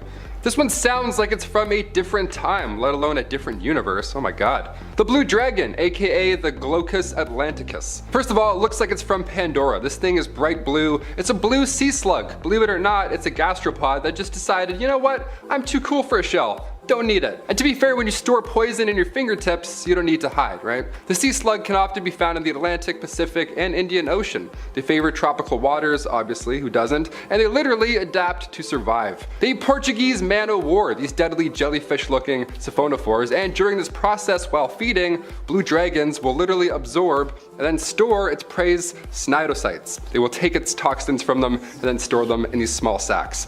Yeah, they're literally stealing from you. So you never know what kind of venom is being held at the time. Yeah, they steal your loot. How rude is that? You could poke one and be like, oh, poison, see ya. In our number 4 spot, we have the pink fairy armadillo. Okay, this creature looks like it belongs in a fairy universe, and clearly its namers would agree. If I were to be an ugly creature, there's no way I would choose anything but to be a pink ugly creature. Way too many people online call this terrifying creature cute. And now I'm sure the world has gone insane. Also, I'm just not a fan of armadillos, so I'm biased. The pink fairy armadillo grows to be about 2.5 to 4.5 inches long. It can weigh up to 4 ounces, and they can live up to 10 years. They are usually found in central Argentina in grasslands, plains, and dunes. They love to eat plants, worms, and insects. They protect themselves by curling into a ball.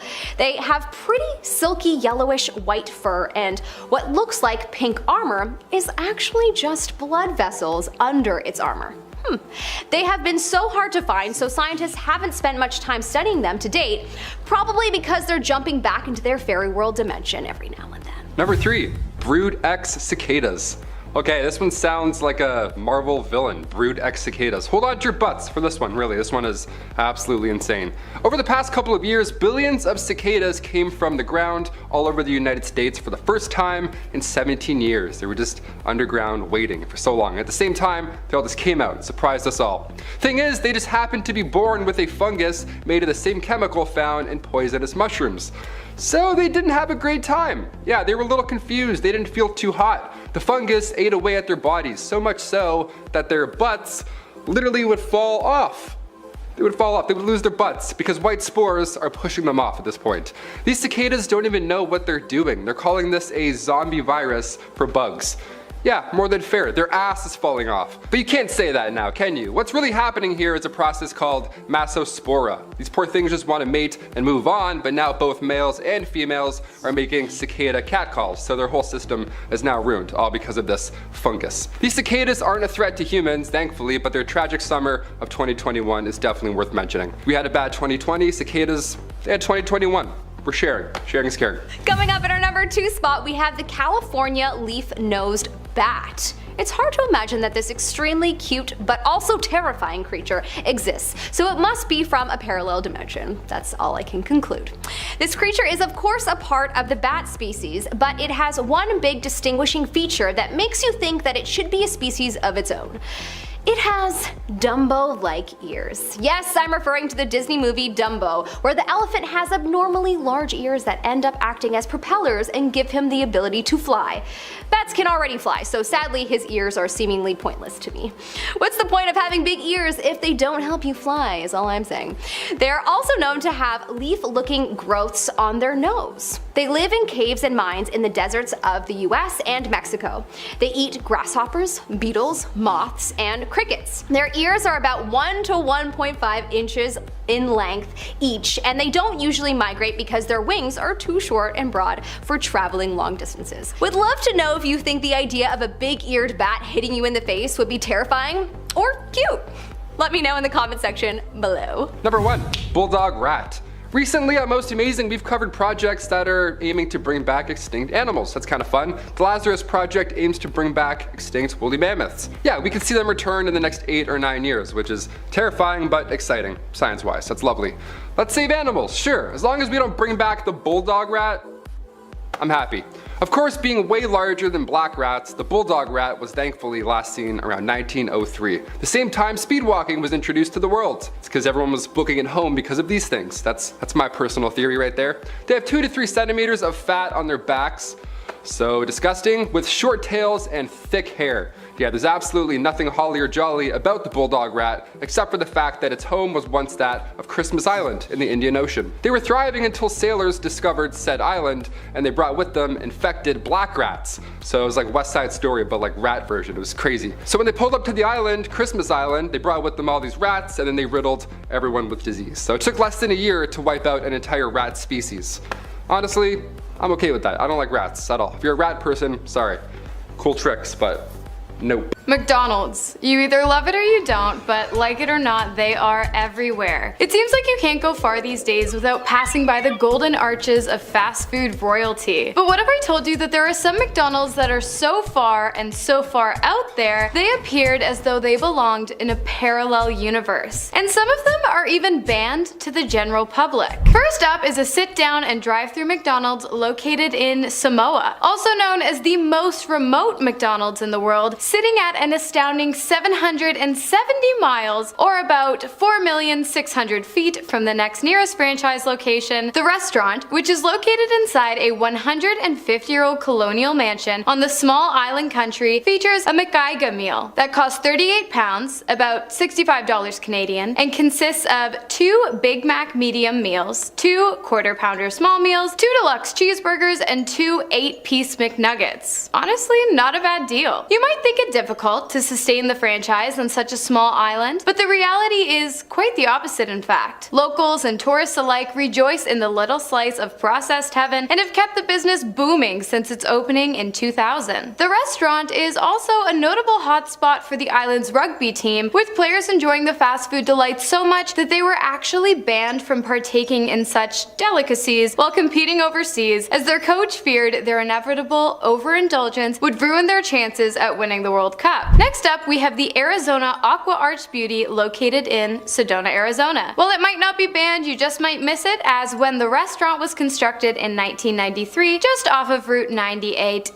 its existence was contingent on the fact that the restaurant blended seamlessly with the natural beauty of the 48th state. While at first this was a bit of a turnoff for developers, the collaboration with the state's city council and planning and zoning commissions actually turned out to be a quite lucrative one. The restaurant became yet another reason for tourists to make their way to the Sandy State, and those who were already there just had to check out this one-off, off-colored location and lay their eyes on the blue-green arches they had heard so much about before heading off on their next adventure. And that brings us to our next location, in New Mexico. Fun fact, while New Mexico is well known for being a hotbed for extraterrestrial action and activity, it is also home to one of the most out-of-this-world McDonald's locations known to man. And possibly others? In case you haven't guessed by now, this McDonald's was built in the shape of a giant, unidentified flying object, or extraterrestrial spaceship, if you will. The UFO-shaped McDonald's graced the sunny state of New Mexico around 2011 and quickly became one of the coolest locations to date and a huge tourist hotspot for Big Mac hoppers and alien enthusiasts alike. With its bright red lights and glowing golden arches, who knows what kind of creatures this thing attracts. Now, it might not be banned, but it does look like it has the opportunity to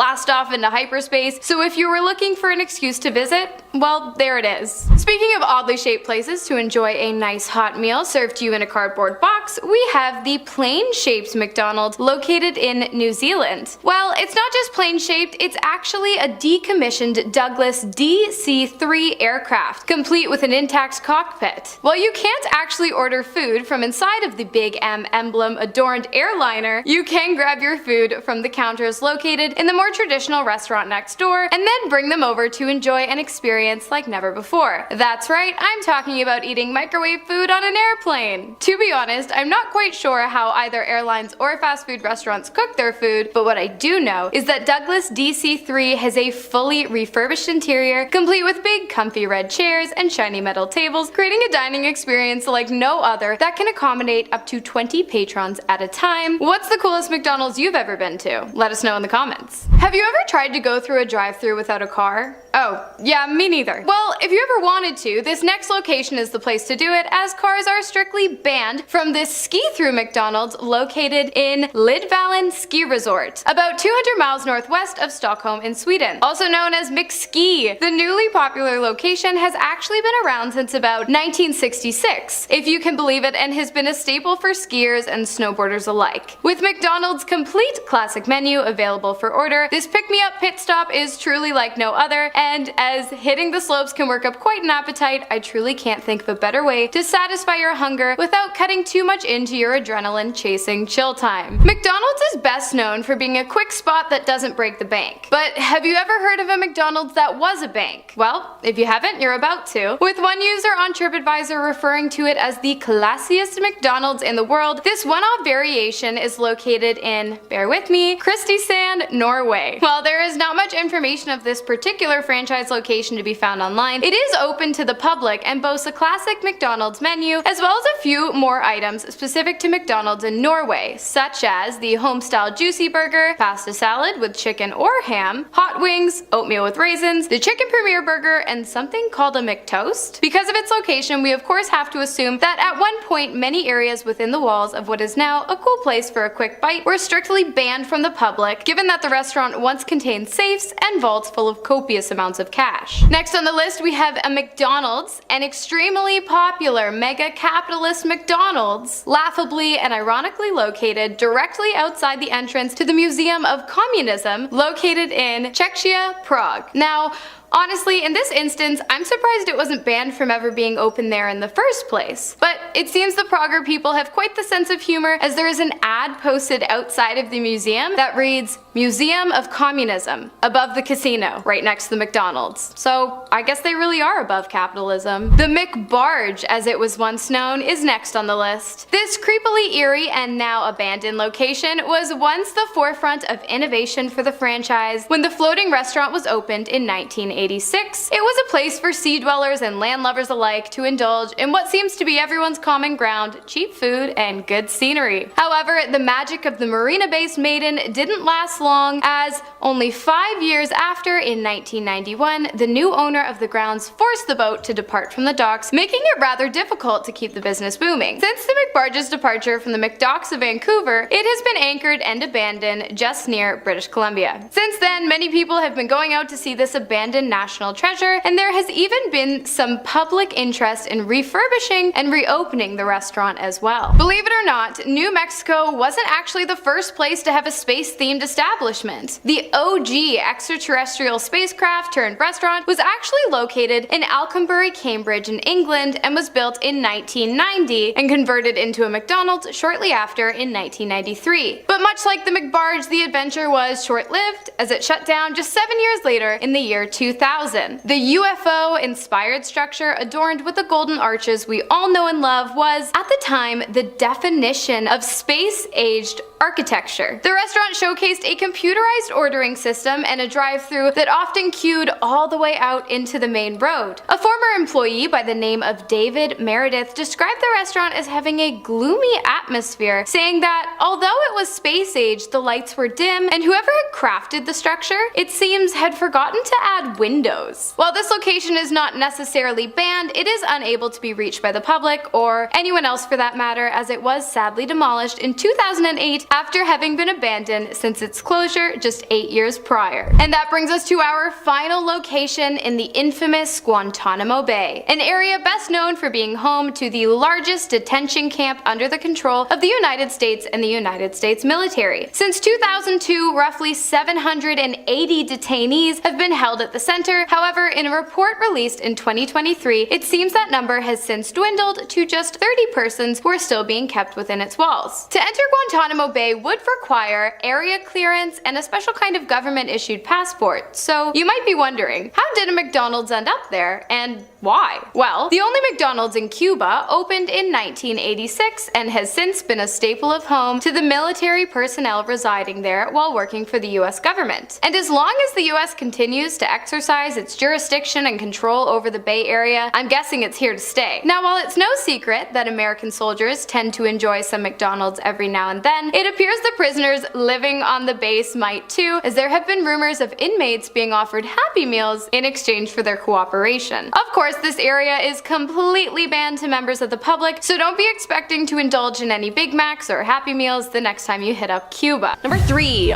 Ozark National Park. In the 1940s, a girl named Catherine Van Alst went missing while camping at Ozark National Park with her family. She was barefoot and wearing only her swimsuit when she disappeared. Now, searches were conducted high and low for the missing girl, but it wasn't until 6 days later that she was found. Now, the catch: she was still barefoot, still in her swimsuit, and totally unharmed. She was alive. Now, she'd also traveled over 30 miles and climbed 600 feet without getting a scratch on her. She wasn't even scared.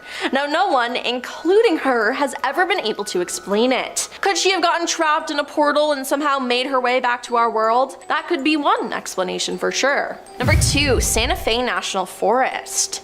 Santa Fe National Forest in New Mexico has bizarre wooden structures all throughout the forest. Now, no one knows who made them or why. The structures range in size but have all been constructed out of fallen trees and limbs, with some reaching over 20 feet tall and dozens of feet in diameter. They don't seem to have a pattern as to their locations, they simply just appear. Now, they do have a few things in common though. They resemble teepees, though no one can actually live inside them, and the Forest Service has no idea who is building them or why, but their response so far has been to dismantle any that are found. The destruction of these mystery structures is to eliminate the forest fire threat that they create. The Santa Fe National Park Service has issued a press release asking for any information about the mystery structures, and according to the release, these structures are prohibited under federal law and violators could face a fine up to $5,000 and possible imprisonment for 6 months. Now, does this have to do with cults? Can these structures transport you to another dimension? I guess we'll have to see. And coming in at number 1 is Green Mountain National Forest. The Vermont State Police exists because of Paula Jean Weldon. Now, Paula Weldon was a student at Vermont's Bennington College and was familiar with the Green Mountain National Forest to the east of her college town. Now, according to Bennington Banner, Paula set off for the trail on December 1st, 1946, telling her roommate, "I'm off for a long walk," and she was wearing relatively light clothing. Now, she apparently hitchhiked to the trail with local Louis Knapp, who gave a ride to a young woman matching her description. He dropped her off near the trail, and the last known person to see her was a washman named Ernie Whiteman, who warned her about going into the cold landscape. Once it became clear that Paula had gone into the forest but hadn't left, a search was organized, but it was to no avail. Now, Paula was actually one of 6 people who were reported missing near Bennington from 1945 to 1950. Now, their still unsolved disappearances helped to earn the nickname of Bennington Triangle for the area. Coming up at our number 10 spot, we have cosmic inflation. The first half of this list is going to be some scientific explanations for parallel universes, but don't worry, the science won't get that complicated because then I wouldn't be able to understand it either. First, let's start off by talking about the theory of eternal inflation. This is the idea that ever since the Big Bang, the universe has been rapidly expanding or inflating, and different parts of the universe have been inflating at different rates. This means that there are some sections of the universe that haven't really connected up with the rest, yet creating a sort of bubble universe. While our own universe has inflated enough to breed galaxies and stars and physics and science and whatever else, these other bubble universes are still in the process of creation. They have the potential to be the exact same to ours, or completely different from ours. Or maybe there is a you in one bubble universe that didn't get that bad haircut that you still really regret. One time, my mom cut my hair like Marilyn Monroe. It was brutal. Coming up at our number 9 spot, we have mathematical constants.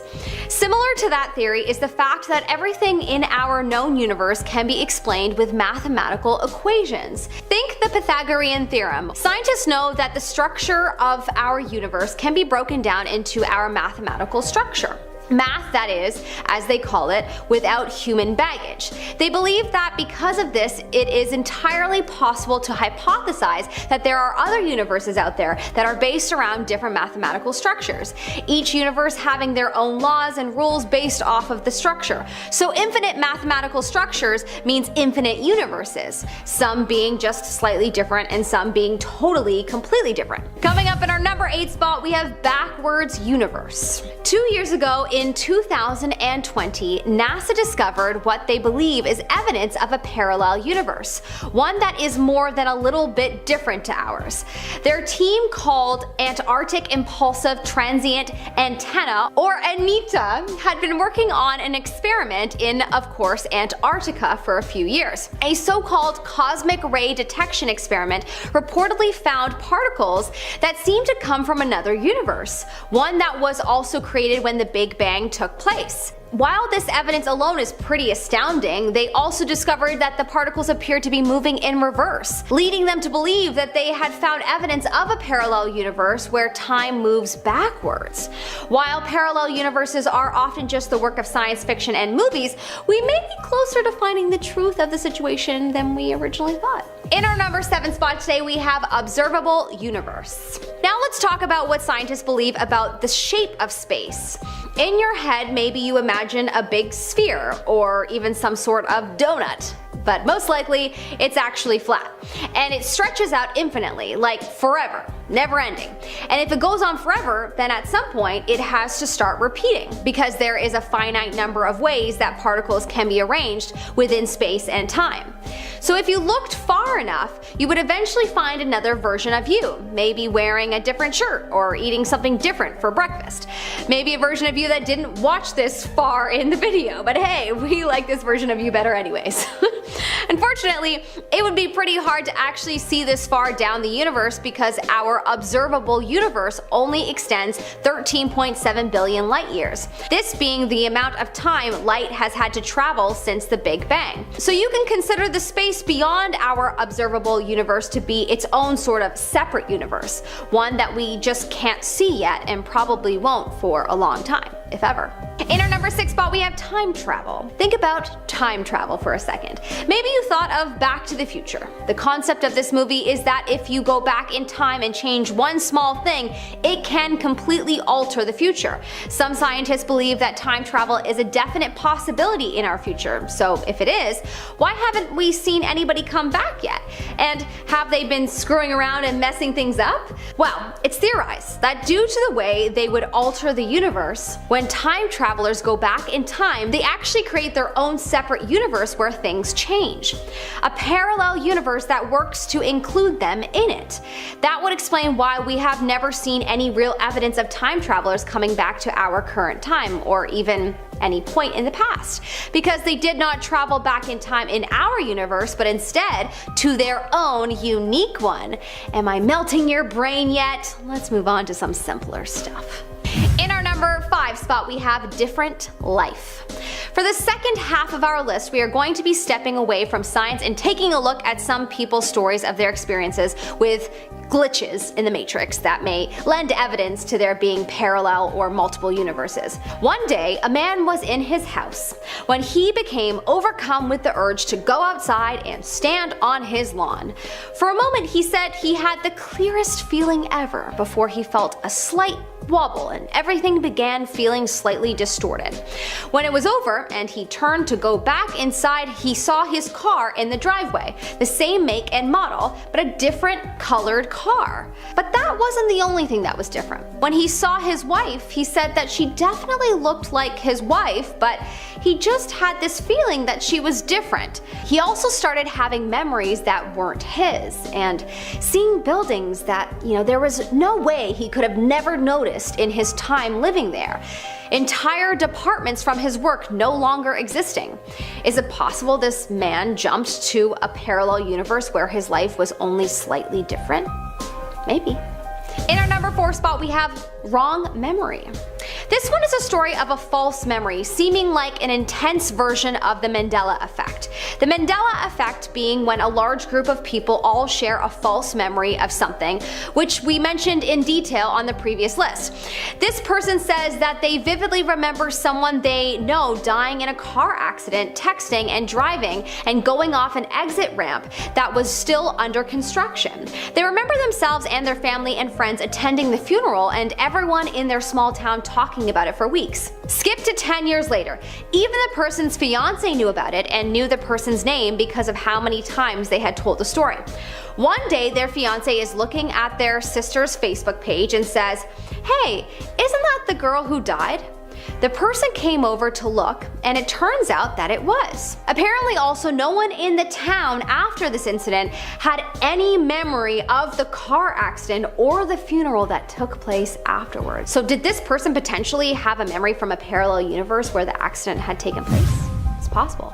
Coming up in our number 3 spot, we have disembodied voice. People who believe strongly in multiverses and parallel universes usually believe that there are some places and occasions where the gaps between our universes are thinner, and it is easier for things to cross over or for the universes to communicate with each other. This story seems like one of those moments where the barrier was thin. When this person was around the age of 10, they were going to the beach with their aunt and friends when they were divided between 2 different cars. One of the cars didn't know the directions, so they were following behind the other car. When suddenly, it took a sharp turn and they had to follow and do the same, going around a very sharp bend. Suddenly, they all heard a very loud, clear voice in the car saying, "Sharp bend, The driver of the car hit the brakes as they all looked at each other confused, confirming there was no one else in the car that had said that. There wasn't even anyone close by outside the car who could have said it. So maybe it was someone managing to speak through the thin barrier between the universes, or was it a ghost? You decide. In our number 2 spot, we have the motorcycle crash. Sometimes people experience situations where the impossible seems to happen, and maybe it is impossible, but only in our current universe. This person told their story of a death-defying crash. 6 years ago, they were riding through town on a motorcycle going about 45 miles per hour. Suddenly, a woman who hadn't seen them turned left out in front of them, and despite the short amount of time, they remembered thinking about their options, whether they should go over or under the car. They laid the bike down and slid underneath the car diagonally. They slid across the pavement, no helmet, no jacket, just jeans and a hoodie. They slid about 80 feet before they stopped and were then able to stand up. No injuries, except a hole in their sweater, their bike having been completely mangled and torn apart. They knew that there was no way that they should have survived the crash, but somehow they did. A potential glitch in the matrix of the universe? Possibly. In our number 1 spot, we have takeout. Have you ever heard of Schrodinger's cat? Me either. The idea that if you put a cat inside a box with a bottle of poison, the cat is in a state of being both living and dead until you open the box and find out. Well, it turns out that, the food you ordered last night, your takeout, is also in a state of being your order and not your order until you open it up and find out. A man and his friend went to a Chinese restaurant where they ordered a chicken dinner and a shrimp dinner. When they received their boxes and opened them both, they realized that they had received 2 shrimp dinners. No big deal, just a mix-up. So they close the boxes and get ready to go ask for a replacement. But before they do, the friend opens the first box again, and instead of the shrimp dinner they had clearly seen before, it was now a chicken dinner, what they had originally ordered. They knew what they had both clearly seen. Was it possible that for a few seconds they had received their lunch from a parallel universe where they had ordered something else?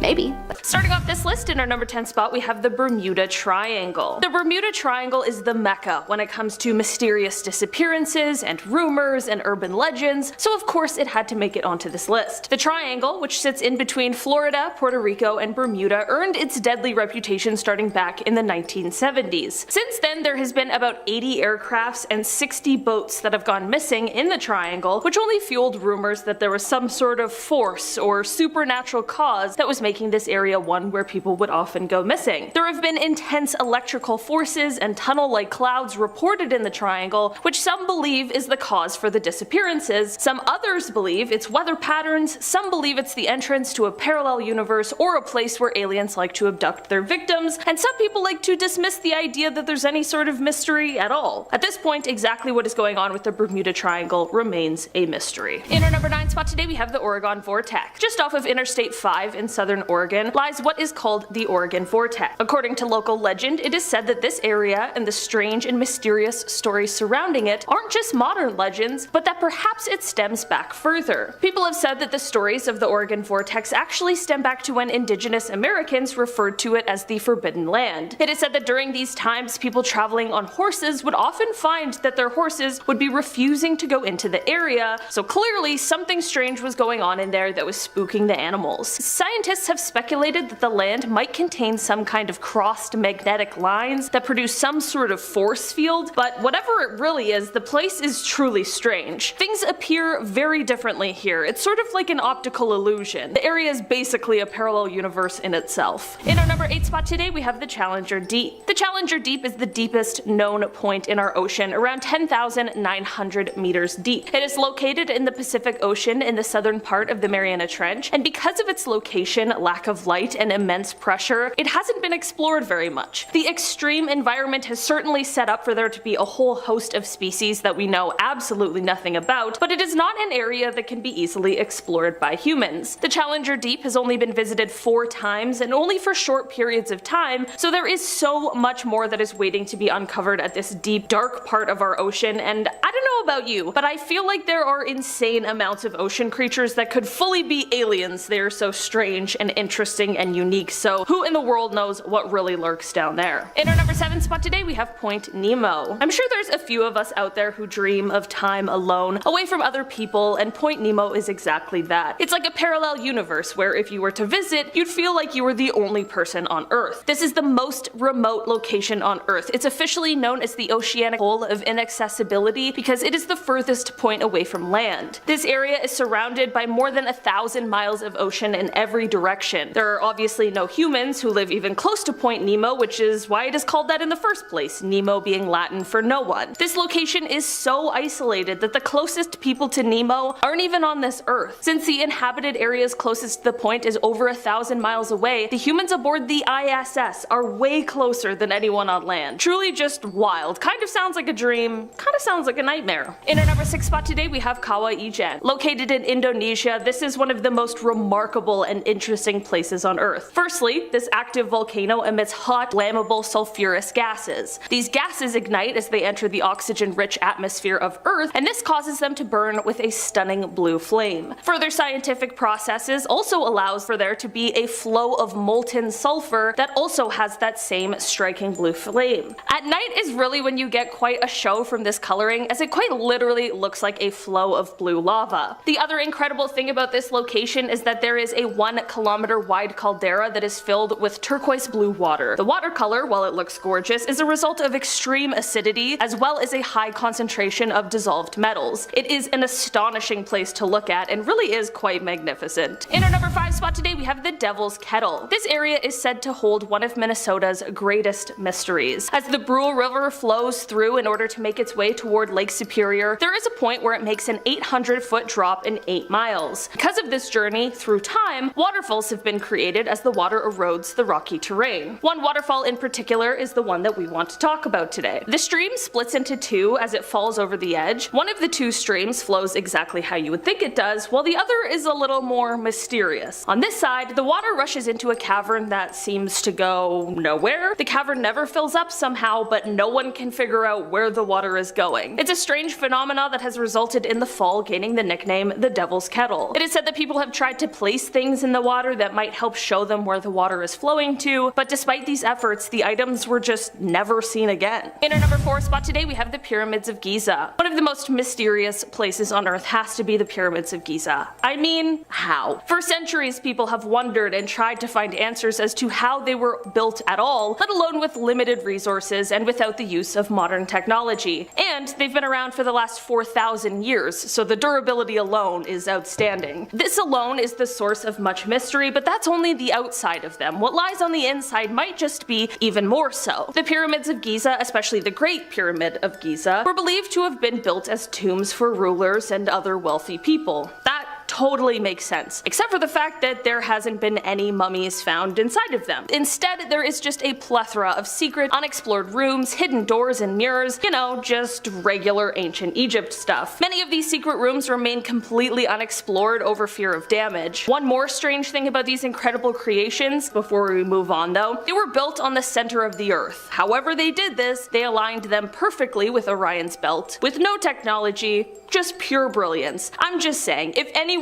is going to take you to a parallel universe, these pyramids will take you back in time to a completely different world. In our number 3 spot today, we have the Crooked Forest. Forests are already creepy. This one looks like it's straight out of a Tim Burton film. The Crooked Forest in Poland. There's around 400 odd-shaped pine trees near the town Gryfino. These trees are about 90 years old, and all of them, from the base, they immediately bend towards the north and then slowly curve back towards the sky like the other trees. Despite the odd bend, these trees are otherwise healthy. There's been so many theories, but none of them really stick. Some suggest it was a gravitational anomaly, but that's a little too far-fetched for me. I don't know. This isn't Interstellar, right? Other theories claim that there were heavy snowfalls that would weigh down the branches, which could check out, but why is it just a select amount? I've also lived in Canada my entire life. We have lots of snow, and I've never seen a Sleepy Hollow tree before. My favorite theory is that farmers were trying to make the tree curved on purpose to make stronger wheels, because the grain direction would make for naturally curved wheels. Again though, nobody knows for sure. What are your thoughts? Do we like the wheel theory? I'm just gonna keep a spare tree tire just in case. Keep it stored safely in the trunk. Okay, jokes. I'm funny. In our number 2 spot today, we have the Catatumbo River. Basically, in western Venezuela, right over the Catatumbo River, there are these insane, intense lightning storms, and it's a complete atmospheric phenomenon. This lightning occurs 140 to 160 nights a year, 9 hours per day, and from 16 to 40 times per minute. That is absolutely insane. That is so much lightning. Another thing that's so fascinating about this lightning is that it is colorful, and it doesn't produce any thunder. The lightning does change its frequency up from time to time, and at one point it stopped for a few weeks, and people thought that maybe it was going to have been exhausted forever, but that changed when the lightning came back, putting it right back on our list of mysteries that we just can't quite figure out. Many people have studied the lightning, trying to figure out how exactly it has been created and what makes this phenomena what it is, but we just aren't quite sure yet. And finally, in our number 1 spot today, we have the Reverse Waterfall. This mysterious and strange location is another one that comes from India. Here there is a waterfall, but it's got a catch. While we all of course expect to see water cascading down when we think of a waterfall, this strange location instead sees the water moving towards the sky. Some people believe it's because of some anti-gravitational force, others think it's due to the heavy air pressure, and I'm not a scientist, so I'll let you decide. While this is certainly quite a strange place, it also definitely delivers when it comes to beauty. I think even if the water flowed down like a normal waterfall, this area would still see a lot of tourists just because of the immense natural beauty. Starting off in our number 10 spot, we have 2 phones. This story had my mind absolutely blown, but when I looked at the replies, it was brought to a whole new level. This story reads, quote, "Okay, I know this sounds a bit crazy. So to start off my story, my mom and dad are divorced and my dad just came to pick me up. But yesterday my mom got an infection somewhere in her lower abdomen. While my dad was driving to his house, my dad started to call my mom and she picked up. But they couldn't hear each other. So my dad hung up, but then like 20 seconds later we both got a call at the same time, but by 2 different numbers. We both answered, and on the other line was my mom. We started talking and she sounded the same, but like I said, they were 2 different numbers, and me and my dad are just sitting there looking at each other like, are we losing our minds? We started to talk to, quote, my mom, and she was saying 2 different things while we were both talking to her. And now, I don't know if I'm losing my mind or what. Okay, so I was like, that story is really strange and I don't really have an explanation for what could have happened there. Then I look at the replies because you know who always has explanations? Redditors. And one user replied with their theory that this was a case of a temporary reality slip or merge. Like, what in the world is that? My mind is blown. In our number 9 spot today, we have the nap. This wild story took place in 2022, and it starts off with the storyteller explaining that in that year, they took a nap and woke up in 2014. When they woke up, they were on the couch at their old job in their old uniform on a break. They knew something was wrong and that they were back in time, but to make matters weirder, they were like their 2020 self and what they look like currently, but they were in the year 2014, if that makes sense. From here they wrote, quote, "I looked around and ran down the hallway when my manager stopped me and asked me what was wrong. I asked him what year it was and he said 2014. I insisted to him it was 2020. I ran up the stairs and everyone was looking at me. Everyone was acting like I worked there the last 6 years and nothing changed. Everyone asked me what was wrong." Then they head to the apartment that they lived in 2014, and it looked exactly the same, and their parents were there who also confirmed that the year was 2014 and also began asking what was wrong and what was going on. This is when the story takes the craziest turn though. They open their bedroom door and their ex is lying in their bed, but this ex is also the current 2020 version of themselves, not the 2014 version, and they too have this awareness that they're back in time. They then went on to write, quote, "They told me they," meaning the ex, "brought me back. They were fully aware of what was happening. After talking for what felt like days in our old apartment, they left, and I went back to sleep in my own bed and woke up back in 2020 in my bed." I truly can't explain what on earth happened here, but it definitely is unbelievable. In our number 8 spot today we have Parallel You. This strange story starts out with the storyteller setting the scene for us. They wrote, quote, "This happened about 5 years ago when I lived with my parents. It was about 5 minutes after 8 a.m. and I had woken up, went downstairs and sat in the recliner. Dad was sleeping on the couch and mom was in the kitchen cooking breakfast, biscuits and gravy. Everything was normal." Okay, this sounds like a great time so far, but just wait. They then explained that they moved from the recliner to the dining room and then boom, suddenly they're at their friend Paul's house like they've been there the whole time. There are a couple other people there and someone who's underneath a jacked up car working on it.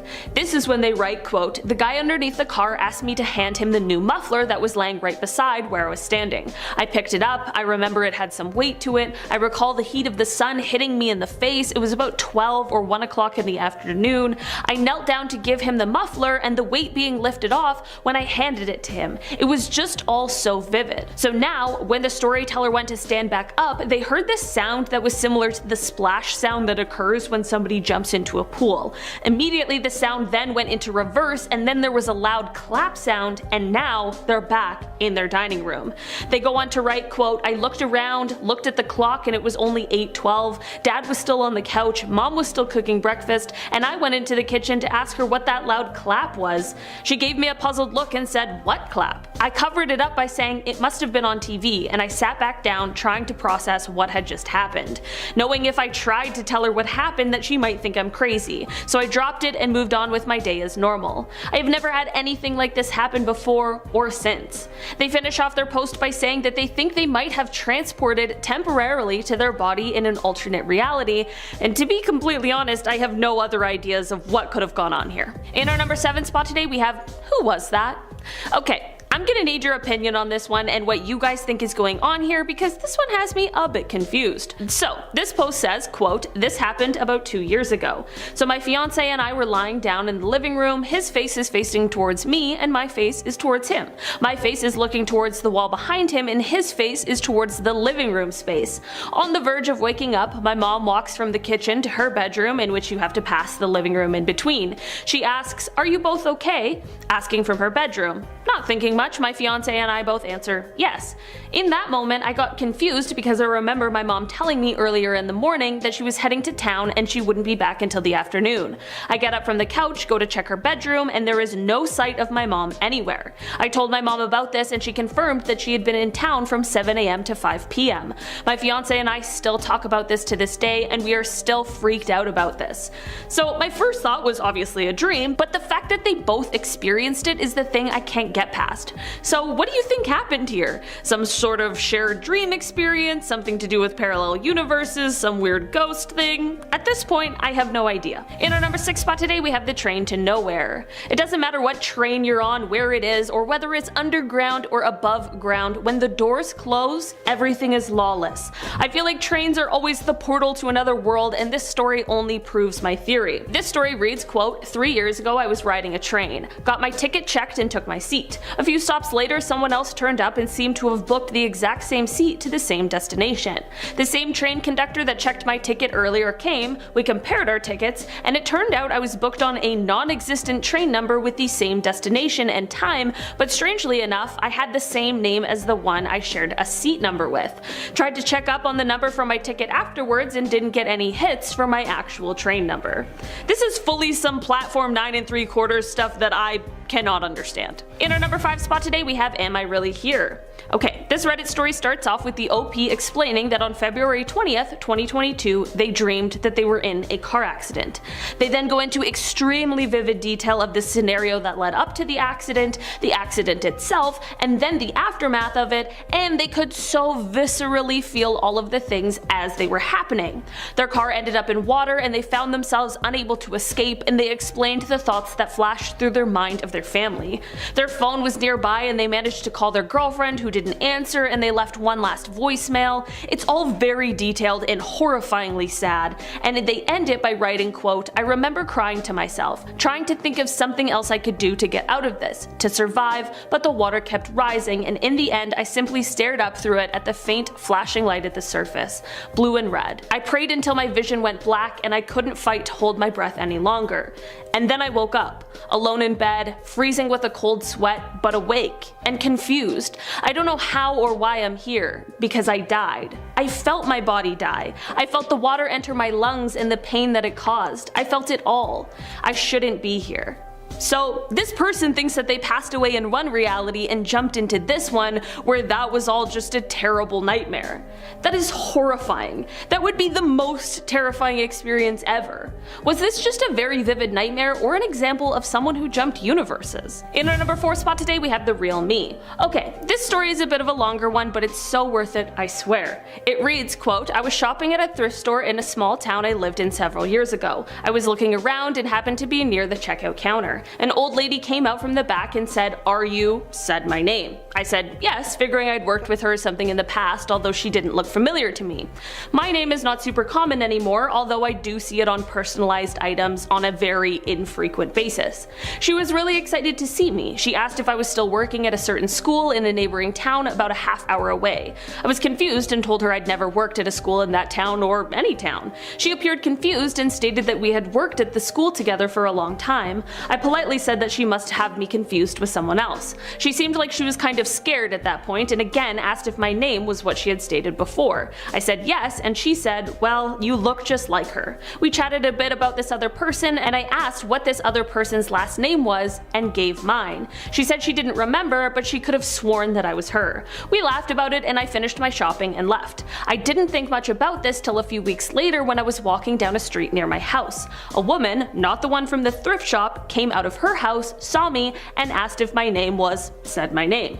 I said yes. She also became excited and asked if I was still working at the school in the nearby town. I again explained that she must have me confused with someone else. She also said that I looked just like this other person with the same name, and she also didn't know the other woman's last name. This actually did creep me out. I've been mistaken for other people before, but not twice in the same month for a person who looks like me and has the same name with the same spelling. I think it is possible another reality crossed briefly with this one, and this was the result. No one has mistaken me for this woman since. You guys, imagine how strange that would be. I swear I wouldn't go anywhere ever again. In our number 3 spot today we have The Memories. Okay, this story starts off on June 16th, 2015. Our storyteller was really into visiting the skate park at this time and was on an out-of-town trip with their mom and ended up visiting a skate park while on this trip. While at the park they unfortunately ended up getting in an accident that led to them being unconscious for a few minutes and having a few minor injuries such as broken ribs. It definitely could have been worse and they were lucky to walk away from the accident, but during their time unconscious they experienced something that they refer to as the 7 minutes. During this period they explained that their life flashed before their eyes and that they went through basically all of their memories and then it was black. When they woke up after some time they began to realize that while everyone looks the same, no one shares any of the same memories that they now have. The ones they saw during the 7 minutes. They have also also stated that they now have this ability to feel when a family member dies, and as an example, they explained that they told their mother of their grandfather's death 20 minutes before she got the call. I think that would have been a really weird conversation, but once the phone call came, it was likely quite eerie. In our number 2 spot today, we have a bike ride to another universe. This is a story that I have no explanation as to what could have happened, but when I first read it, it gave me that shivery kind of feeling. It was posted on Reddit and they wrote, quote, "I was 11, maybe 12. We lived on this large piece of land in the desert with a truck repair shop on it. Most of the time we'd hear the mechanic tinkering away in the shop, or our neighbor would be sitting out on his step. In the summer of 2013, I rode my bike out to the back of the property. There was a big hole with sheet metal covering it, and I liked to ride my bike across because it would make an awesome thunder-like noise. I had done it hundreds of times, but this time it was different. I rode across, and when my bike tires touched the dirt, I immediately felt different. Everything felt too silent. Everything felt static, like it was frozen. Like if I tried to move anything, it wouldn't move. I was honestly too nervous to ride back to my house. I felt like I would show up and everyone would be gone. Just missing. No people, no animals. I took a 15-minute break and just pedaled back. I always think about this. Maybe the vibration from the sheet metal was enough to create some sort of disturbance. Maybe being off in the back of the property by myself, but I loved doing that because nobody bothered me while I rode my bike. I never had any other experiences like that, and every time I went back to that part of the property, I would take my dog with me on a leash so I wouldn't be all alone." What do you guys think happened here? In our number 1 spot today, we have Breakfast in a Parallel Universe. Breakfast at Tiffany's or Breakfast in a Parallel Universe, this Reddit story honestly could be the plot of a movie. The Redditor wrote, quote, "My husband and I bought a country house, a place that we go to and work on most weekends. It's in a small town in Texas. One weekend we happened upon a restaurant that we had never noticed before. We entered and I remembered an older man, another customer with a cowboy hat on, said, 'You can just seat yourselves.' So we made our way to a little table that was open in the middle of the busy restaurant. We ordered breakfast, ate, and left. Everything seemed normal. 1 or 2 weeks later, we tried to find the same restaurant and never could find it. We drove all around the town and on each of the roads out of town and never found it. The building where I could have sworn it was boarded up and abandoned. The building looked the same but long deserted." I feel like this could either be like a cool drama or an awesome eerie thriller, you know? But either way, this story would have had me extremely confused and questioning a lot of things. It's crazy to me that they both experienced the same thing because it takes away a ton of other possible explanations. Starting off this list, in our number 10 spot, we have the Hoya Bashu Forest. This dense woodland is located in the heart of Transylvania, Romania, which, as I'm sure you're well aware, already has quite the reputation for eerie and spooky things. The forest covers an area of approximately 250 hectares and is known for its unusual and unexplained occurrences, earning it the nickname the Bermuda Triangle of Transylvania. How convenient. The forest is known for its twisted and gnarled trees, which create a very haunting atmosphere, as well as the strange circular patches of land that dot the area known as Hoya, which some believe to be the result of UFO activity. The forest has also been the site of many alleged paranormal events, including ghost sightings, unexplained lights and sounds, and even disappearances, which is exactly why many believe it is a portal to another world. Some visitors to the forest who didn't disappear have even reported rashes, nausea, and feelings of anxiety afterwards. Despite its eerie reputation, the forest is also a place of immense natural beauty with a diverse range of flora and fauna. The forest is home to many rare and endangered species of plants and animals, including several species of orchids and woodpeckers. The forest is also rich in its history, as it is said it was once the site of a medieval fortress and was an important location during the Second World War. The area is also steeped in local folklore and legends, with stories of supernatural beings and witches who are said to dwell in the forest. All in all, this place is jam-packed with spooky stories, strange occurrences, and beautiful but haunting scenery. All the things that make it the perfect place to enter another world. In our number 9 spot today, we have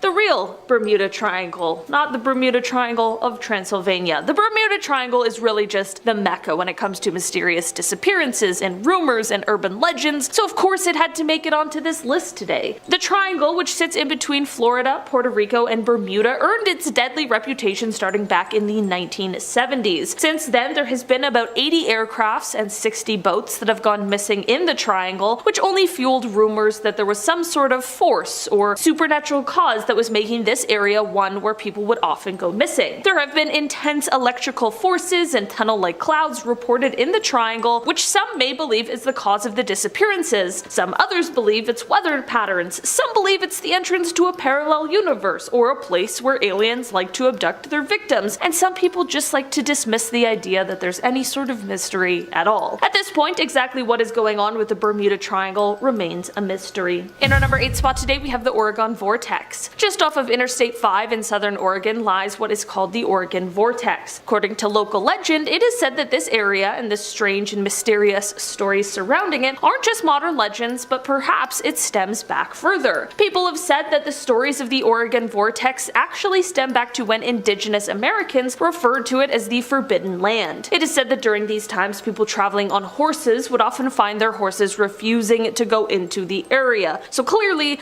something strange was going on in there that was spooking these animals right out. Scientists have speculated that the land might contain some kind of crossed magnetic lines that produce basically like a force field, but whatever it really is, the place is truly strange. Things appear very differently here. It's sort of like everything is an optical illusion. The area is basically a parallel universe in itself. In our number 7 spot today, we have Socotra Island. Socotra Island is a remote island located in the Arabian Sea, about 240 kilometers east of the Horn of Africa and 380 kilometers south of the Arabian Peninsula, and it has been described as, quote, the most alien-looking place on Earth. It is a part of Yemen and is known for its unique and otherworldly qualities, as well as its rare and endemic plant and animal species. In fact, so many species here are endemic that up to a third of its plant life isn't found anywhere else on Earth. The landscape of Socotra is strikingly surreal, with towering limestone cliffs, deep caves, and white sand beaches. The island is home to unusual rock formations and the infamous dragon blood trees. This strange-looking umbrella-shaped tree have a red sap inside of them, which is thought to be the dragon's blood of the ancients. In addition to its natural wonders, Socotra has a rich cultural heritage with a mix of African, Arabian, and South Asian influences. The island's inhabitants, the Socotri people, have a unique language and a way of life that has been preserved for centuries. Overall, this island is just truly otherworldly, and it offers a glimpse into a world unlike any other, with the island's landscape being compared to that of a science fiction movie set.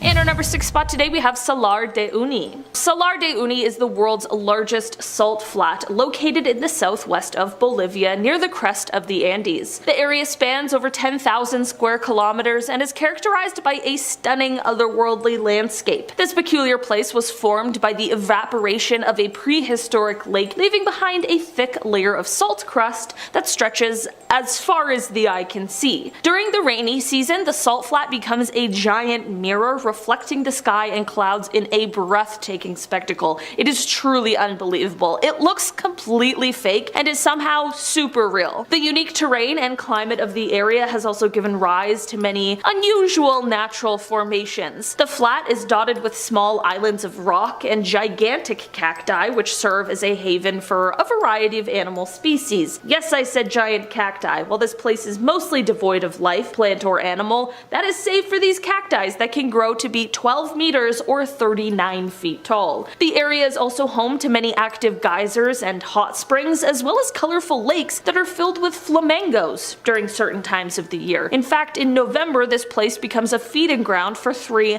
South American species of flamingo feeding on local brine shrimps. These are the Chilean, Andean, and rare James flamingos. Aside from its natural wonders, Salar de Uyuni is also rich in cultural history. The area has been inhabited by the indigenous Aymara people for thousands of years, and they have maintained their traditional way of life and culture to this day. In our number 5 spot today, we have the Challenger Deep. The Challenger Deep is the deepest known point in our ocean, around 10,900 meters deep. It is located in the Pacific Ocean in the southern part of the Mariana Trench, and because of its location, lack of light, and immense pressure, it hasn't been explored very much. The extreme environment has certainly set up for there to be a whole host of species that we know absolutely nothing about, but it is not an area that can be easily explored by humans. The Challenger Deep has only been visited 4 times, twice and only for short periods of time, so there is so much more that is waiting to be uncovered at this deep, dark part of our ocean, and I don't know about you, but I feel like there are crazy amounts of ocean creatures that could fully be aliens. They are so strange and interesting and unique, so who in the world knows what really lurks down there?